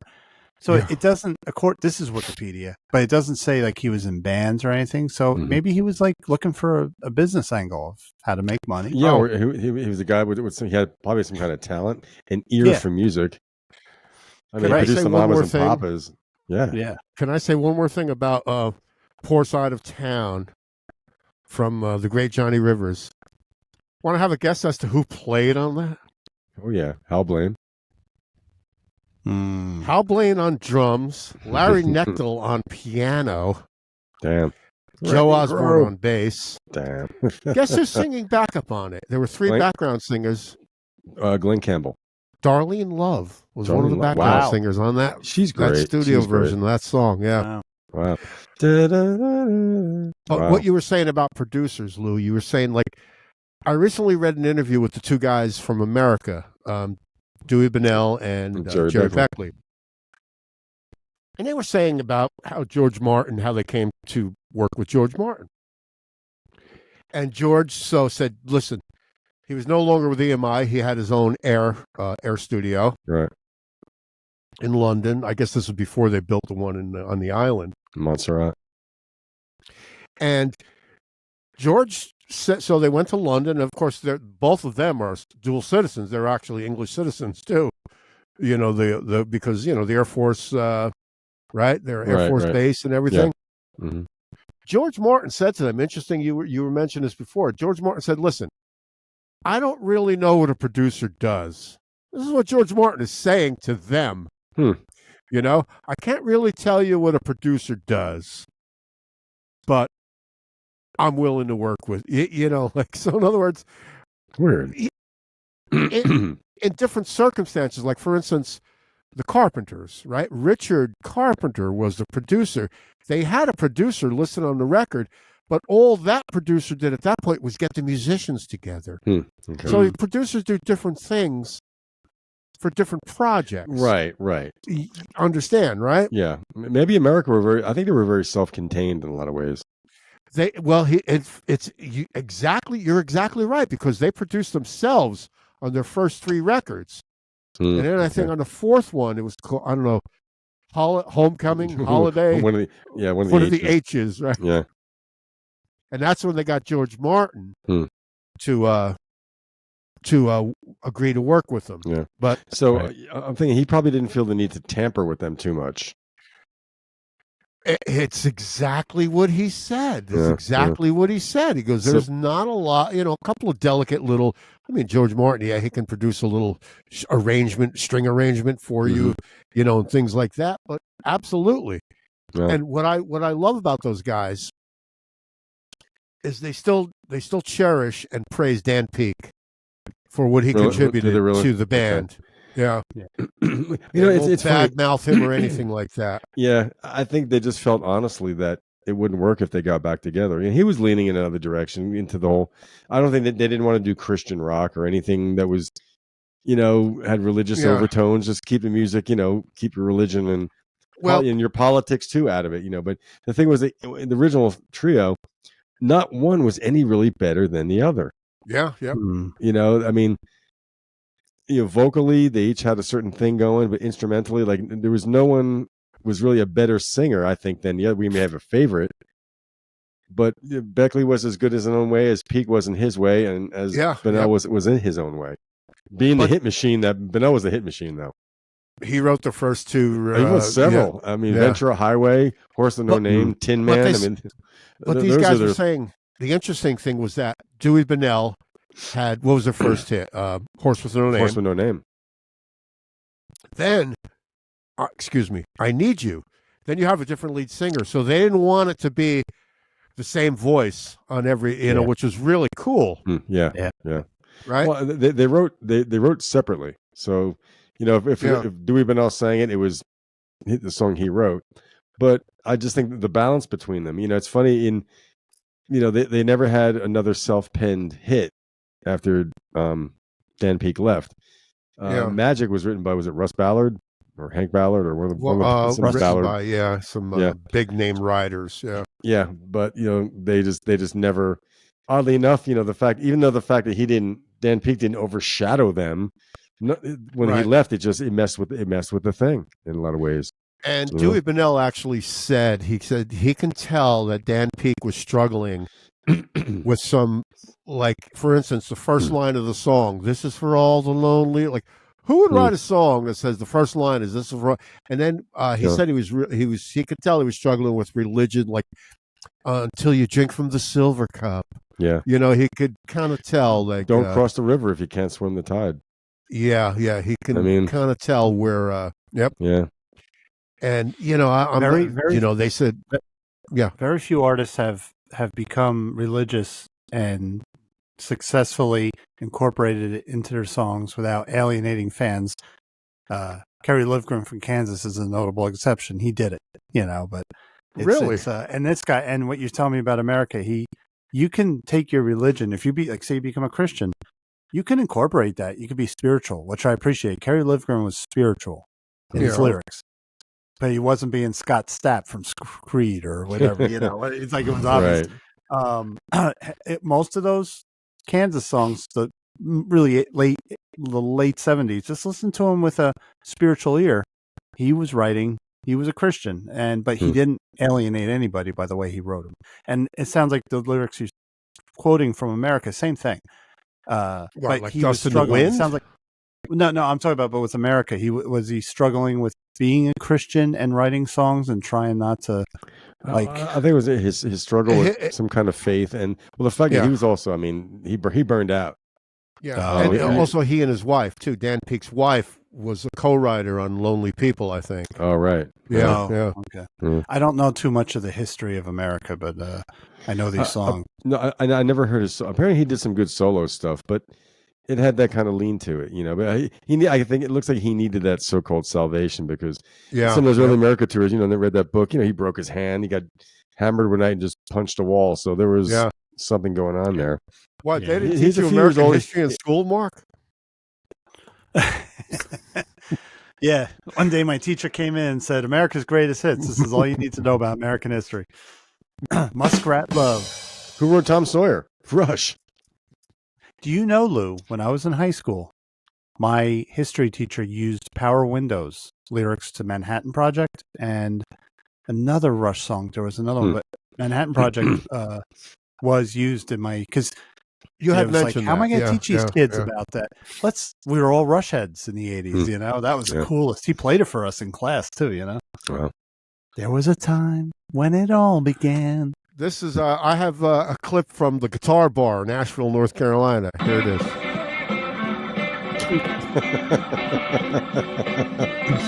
I'm going to put that on a loop and just let it go. I like the guitar.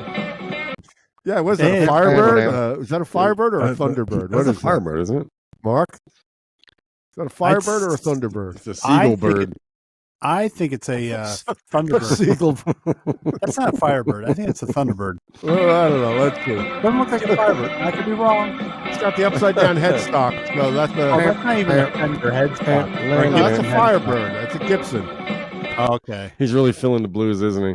Yeah, he knows two notes. No, you can't tell. I can play guitar better than him. Absolutely. You can't tell. That's me on drums, actually. You can't tell that, though. You don't see it. That's the guitar bar, right? He was in Nashville, North Carolina about 2 years ago. Yeah, he'd punch you. He'd knock the wind out of you. His beard looks like it was a magic marker put on him. It was like a Sharpie. Oh my God!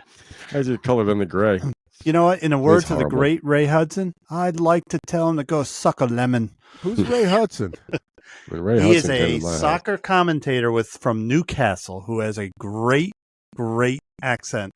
And he throws stuff in. He lives in Florida, but he'll go, if Messi scores a goal, rock and roll, Hoochie Black Sabbath and Van Halen all in one on that one. He just goes nuts. The guy goes absolutely insane. He's a true love of his sport, you know. But I love that thing. Tell him to go suck a lemon. He just loves that one. Well, let's just ramble on for the rest of the show, man. You know, we're done with, unless anybody else has some more subjects. What do you got, Mark? Ramble on. Well, actually, you know what? There's some new releases coming out in March. There's quite a few albums coming out that might be of interest to some people. Really? Bruce Dickinson from Iron Maiden's putting out a solo album called The Mandrake Project. The Who are putting out Live at Chase Stadium 1982. Wait a minute. What? Really? Live at Chase Stadium? Yeah. Kenny Jones? Yeah. I want to hear. Well, that's the tour. That's the show where the Clash opened for them. And Lou, who was that stadium named after? The famous Cuban revolutionary Chase Stadium. And right now, Roger Daltrey would go, I'm not playing in that stadium. Was that the tour that was on HBO way back in the day? The 82 tour? That was their final tour. It was their first final tour, right? Right. Yeah. So what's on DVD or? No, CD. I hated it. I hated that disc. show. I had the one film, Toronto, the radio broadcast at Maple Leaf Gardens. And they came out, and I was listening with my friend Kevin. God bless his soul, rest in peace, Kevin. Me and Kevin Cullimore. He was crying because he was the biggest Pete Townsend fan. He's like, "It's over, they're disbanding," and we listen, and the show ends. I have it on tape somewhere, and then those they come back like 10 times, you know. How many metal groups do you think wrote a song called "Rest in Pieces"? I actually know of one. Well, Megadeth wrote Local Rust metal in band? Peace. Rest in peace. Do tell, Perry. Who did How it? about this one? At any point in American history, how many bands were called Spectrum? I'm on the spectrum. I think there were a lot. So Stars, in Pieces, Sparks. Do you remember in free the 80s? drinks? Sparks. Remember in the 80s, everybody was white Lion, White Tiger. There was like 5 different white metal bands that were white something. And they actually had Marilyn Monroe as their drum, God. And Marilyn Monroe image on their drum kit. Yeah. Oh, man. They were Zeppelin cover band, you know? Did you notice when the Vanilla Fudge videos, Carmine played double kicks? One had the name Carmine, the next one had the name Appice on it. And let me play one of his drum riffs. That's kind of a weird. That's a big-headed thing to do. I can see like the initials with the badge, like Louis Belson, Gene Krupa, Buddy Rich. You know, but they have Lou Colicchio. You know, it's like, I was who the fuck am I? I was at the Chance about 6 years ago, seeing some Vinny Appice was playing at the Chance small club. Vinny Appice backing up, and he had his drum kit, Vinny Appice. It's a family thing. Those two. I thought it was a peachy. A peachy, yeah. I heard it was pronounced Appice. Really? Yeah. Okay. But don't. Let's see. Oh, hang on. This is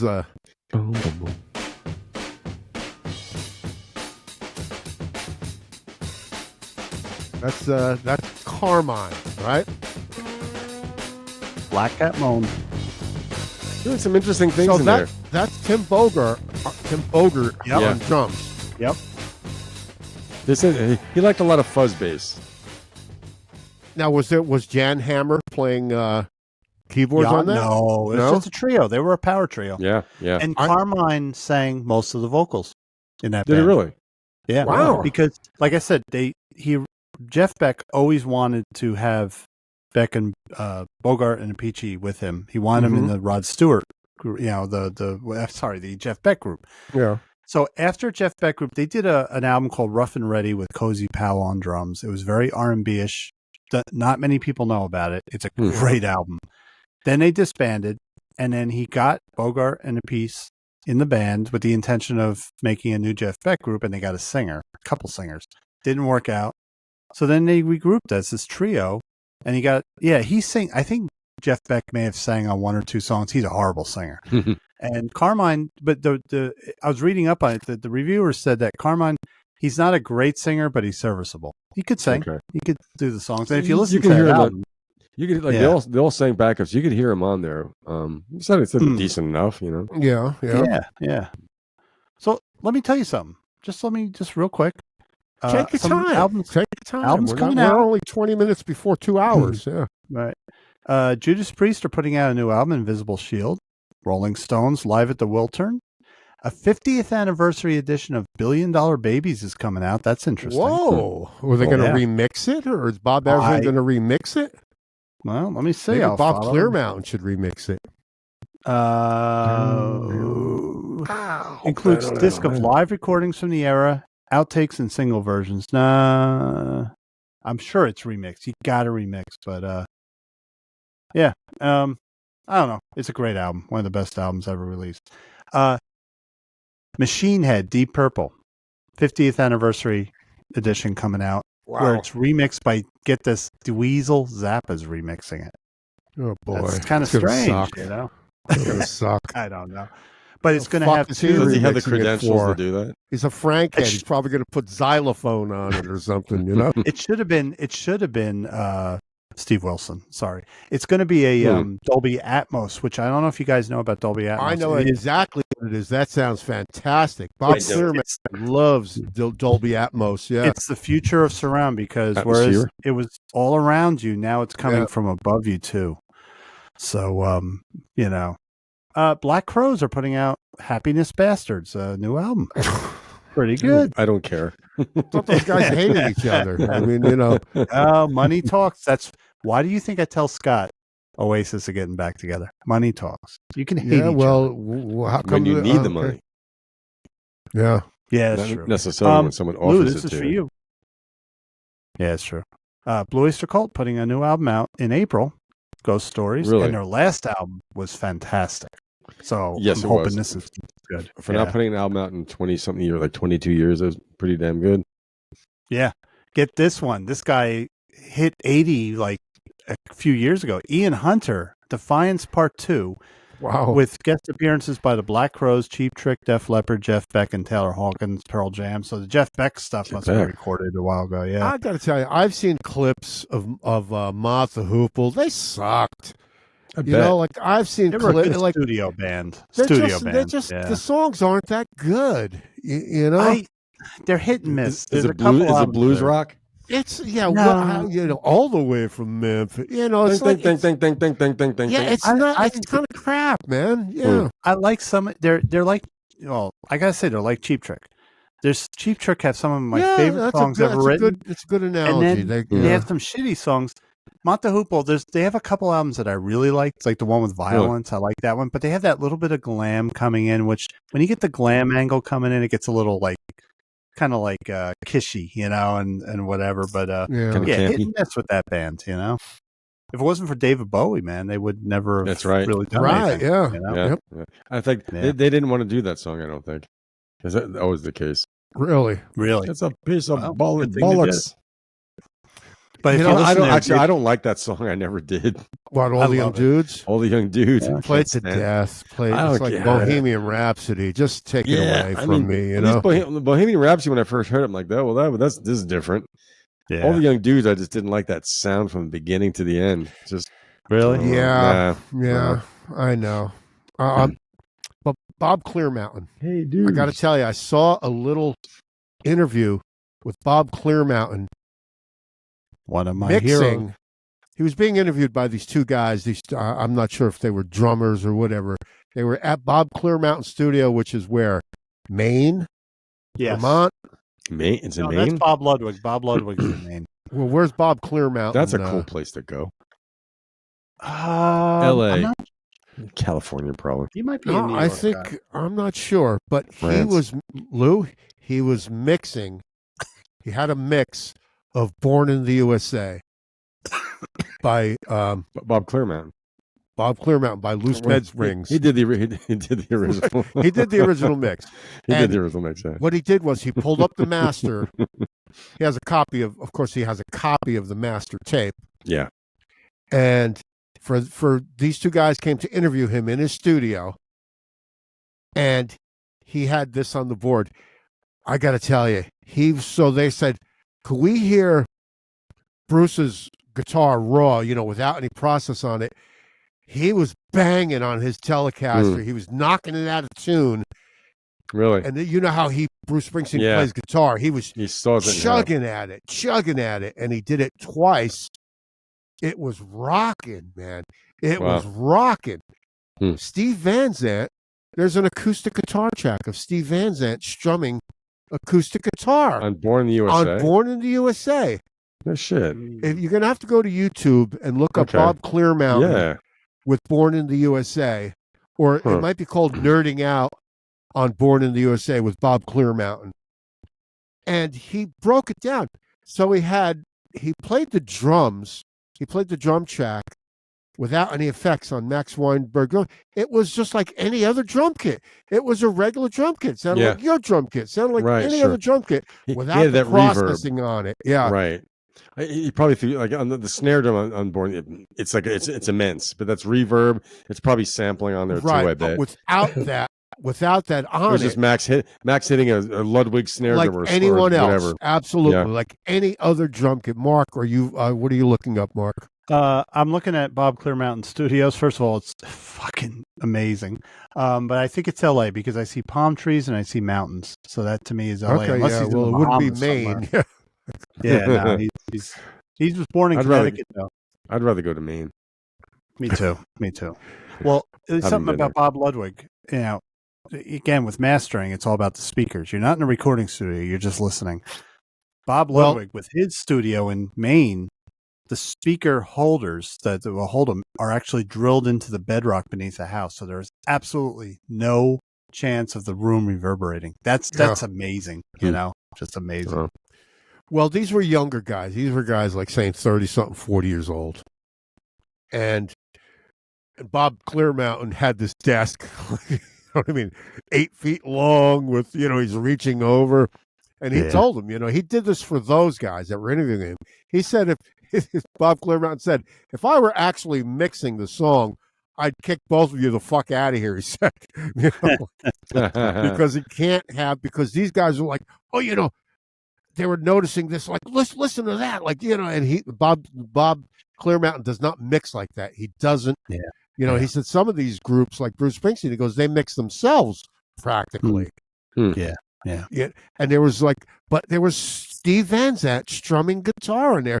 Bruce is playing like a synthesizer, and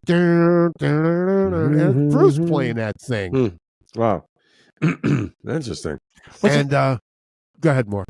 What was it? I read a book recently where somebody was saying that he had a horrible experience mixing with the artists in the room, and he refuses now. Was it Glyn Johns that said that he will not allow a mix to be done with the artists in the room? Yeah. Why have them hanging over your shoulder? Yeah.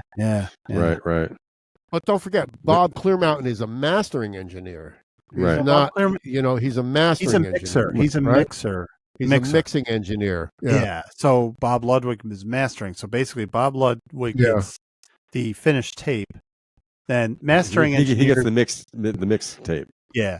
So mastering engineers generally get a 2-track, whatever, and they have to sequence it. Yeah. Add the compression. Also, they're like the guys that have to pick up the slack. If you get a shitty sounding album, they expect you to make it sound great. But Bob Ludwig will only take, obviously, the stuff. So Bob Clear Mountain mixed Born in the USA. Who mastered Born in the USA? Was it Bob Ludwig? I don't know. Well, back then he was in New York. But Lou, it was so cool just hearing Bruce Springsteen's raw guitar on his Telecaster. I always thought I have a problem with the way he records and mixes the guitars in his albums. I think the guitars could be a little bit more up in the mix. A little more. I hear you. I agree totally. Yeah, I don't know if that's John Landau or you mean on that particular song, on a lot of Springsteen stuff. Yeah. I think his guitar, it's in there. It's not. I think there are times I think it could be more pronounced. Maybe that's why I don't have any. I just have Nebraska and the Ghost of Tom Joad. As far as Bruce records go. Okay, here we go. Toby Scott was the engineer on Born in the USA. Bob Clearmountain mixed it, and Bob Ludwig mastered it. So it was the whole. The biggies. The Bobs. Big time. You know who did the photography on the cover? Annie Leibovitz. Annie Leibovitz, okay. Yeah. Wow. Yeah. Interesting. Was that for Rolling Stone or nah. Because she worked for Rolling Stone for quite a while. Didn't she take the last picture of John and Yoko? I think she did, yeah. It's funny where he was back in his Teddy Boy, Teddy, he was going back to his Teddy Boy days, right? His rock and roll Gene Vincent days. Yeah. It's funny, Lou, you talk about the guitar on Bruce Springsteen albums. I spent years saying, I don't know what Steve Van Zandt sounds like because I assume all the guitar I'm hearing is Bruce Springsteen. Yeah. So I don't know I've never really heard Steve Van Zandt play guitar. I saw him in concert.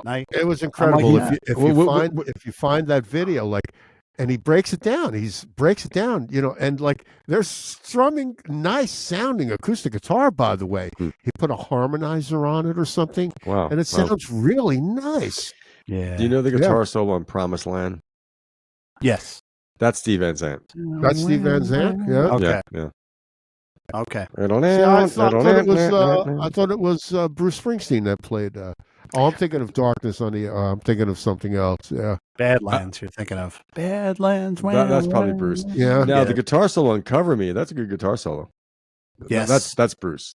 How does that song go? I've heard it, but I can't. Cover me, wrap your arms, cover me. I'm looking for a lover who will come on into me. Don't let them find us. You've heard it. He's doing another show at the Hippodrome. Get it? The Hippodrome. Because he's got a bad hip, Bruce.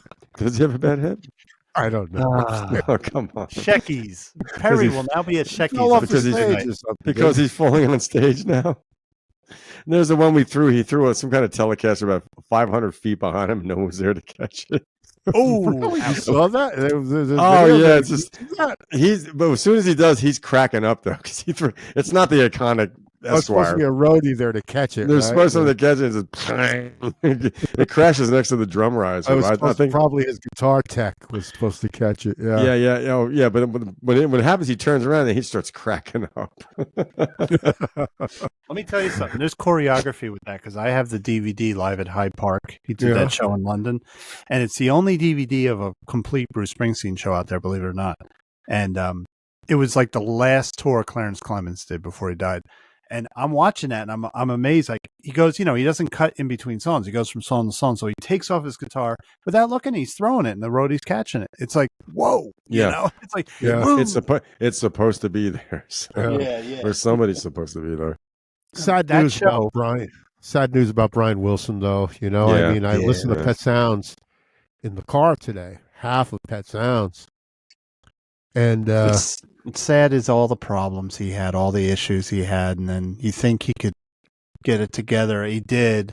Now he's got dementia. Well, he had some very productive years. I mean, post Dr. Landy, Love and Mercy. His first solo album, Brian Wilson. I mean, that was it was very simple, but it was definitely Brian Wilson, and even the stuff I just wasn't made for these times, the documentaries. So I mean, it's amazing that of all of the Wilson brothers, he's the sole survivor. And he actually kept moving, without Mike Love. And his annoying cousin. Who'd have thought that was? What's You don't need love. You don't need love. Brian Wilson is not one of the biggest assholes in rock and roll. No, not at all. But a few days ago, I listened to this record, and it was recommended by Mark's son-in-law, Tekena. It was the Beach Boys' Friends, Remember, I had a discussion with Takena. It's a good album, man. And he was talking about this Beach Boys Friends album. And I said, yeah. And he goes, you should listen to it. And I did. And it's interesting, to say the least. Mm-hmm. You know, a lot of little bits of songs. And, right? Yeah. A little. Yeah. You know, it reminds me of Todd Rundgren, Something Anything. Yes. Yeah. Who was probably a fan, you know, like little bits of songs here, a 1 minute song, you know? And I hear things like Brill Building in there. Yeah. Let's be friends. But obviously the layering of the vocals, the Beach Boys vocals, you know, is the key to that record. I think Hal Blaine is probably on that record too. Is Darlin on that record? No. No, it's not. It's not. No. I don't think so. And then, of course, I had Nebraska on in the car today. Bruce Springsteen's Nebraska. What a friggin' record that is, man. You know, that's a homemade record if there ever was one. An elaborate homemade record, but you know, we don't make home records with an engineer, you know. But you know, but it was recorded on a Tascam. It was a Fortune. He had a cassette. Tascam 144. He had a cassette of these songs that he was working on. That could have been lost anywhere. It could have fallen out of his pocket. He said he carried it around for a year or something. Yeah. And if you that's probably a quirk thing. That's probably something weird. Like, why did he carry that around with him? Yeah. But if you listen to the CD, it's full of distortion. You can tell it's a Tascam. But it was cleaned up enough and. Oh yeah, but well, we talked about that one time where like he said to one of the engineers, like, you know, can you mix this? He's like, it's a cassette, Bruce. That's what I tell you when you send me a phone recording and you want me to record on it. Yeah, like Perry, it's a phone recording. I can't make, you know. Yeah, you can transfer it to your computer, and you did. Now, speaking of that song you sent me, I mean, it's distorting. It's the story. Did I send you one version or two versions? The second version, I can't open up. I don't think I'll try it again. But the first one, it's there, but it's what's going to happen? I think if I layer it, the vocal's going to get lost. I think. All right. Well, I'm going to try to import that one that was at a lower volume. The problem is, like, if we trade a track with each other and just email a 2-track, you know, song, we're not going to be able to put it into our multi-tracks. We, but then again, this is DIY. What I plan on doing is I have Perry's, that's why I have it on my desktop. I'm going to import it either on Cakewalk or BandLab. I think probably Cakewalk. I think I'm going to import it onto a track, but it's, you know, I think I can import it on the 2 tracks at one time where I can bounce it. You're going to try it, yeah. But I mean, I don't know what's going to happen after that. I hope it just sounds decent enough. I did confirm because I Googled, you know, can a Cakewalk file be opened in Logic Pro? Yeah, we're all okay. Like, you can send it to me when you're done, and I can put it into Logic Pro. Right. And then the whole thing is just outputting at the very end as a MP3 or let MP4 me sign off. We could talk about this afterwards, all right? Oh, our listeners love this stuff. They love it. I did my first lead vocal at the Spiritual Center today. It was great. Was it really video recorded? What's that? Was it video recorded? Oh, yeah, it's on the live stream, yeah. It was a total surprise. Well, this has been episode 62 of the Music Relish Show, and consider liking and subscribing. It's a free way to support the channel, and we'll see you next time. Let's see if we have an outro here. Yes, we do. And we're available on many streaming platforms. Wherever you're listening to right now, just click with that for sleep. If you like us, subscribe, click like. And if you don't like us or you have an issue with us, feel free to email us. Harry, what's the email? It'll be coming up. It's no email, by the way. We never got one email, but it's we got to start getting the email. Show at gmail.com. So I'm going to do an Alan Rickman. I'm going to start emailing myself on Music Relish. Email. We are not on X. Yeah. Long for that. We're not on X or TikTok. I've never been on Twitter. I've never Twittered. You can't type more than 30 words. Twitter is now called X. Now you don't Twitter, you X. Yeah. There it is. There he is. Amazon Music, Amazon Alexa, Podcast, Pocket Cast, YouTube, Facebook. I just lost it. Yep. Oh, say good I'm night. returning trying to tomorrow. sound like Richie Blackmore or Terry Garcia. There's Mark Smith, king of the pull-offs. Yeah. The pull-offs more than Jerry Garcia.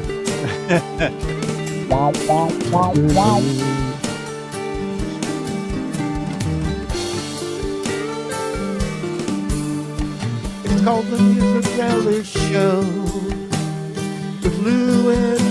Hey, Larry. Hey, there he is. Stevie Seagal. There's the guy in the Bugs Bunny cartoon. Who's the guy Remember that... on Hey, look Desert at these Island? lobsters. Look at this. Oh.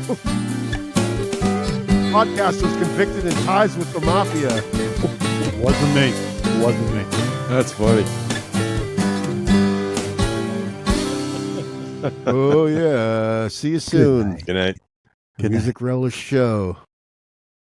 Now it's time to say good night. Goodbye, everyone. Fairly well. Are you going to cut it this time, or are we going to talk? I'm gonna cut I'm it. gonna hold the little bastards for another week. 5, God, 4, demanding. 3, 2, 2, 1. Fucking ever end. Happy New Year.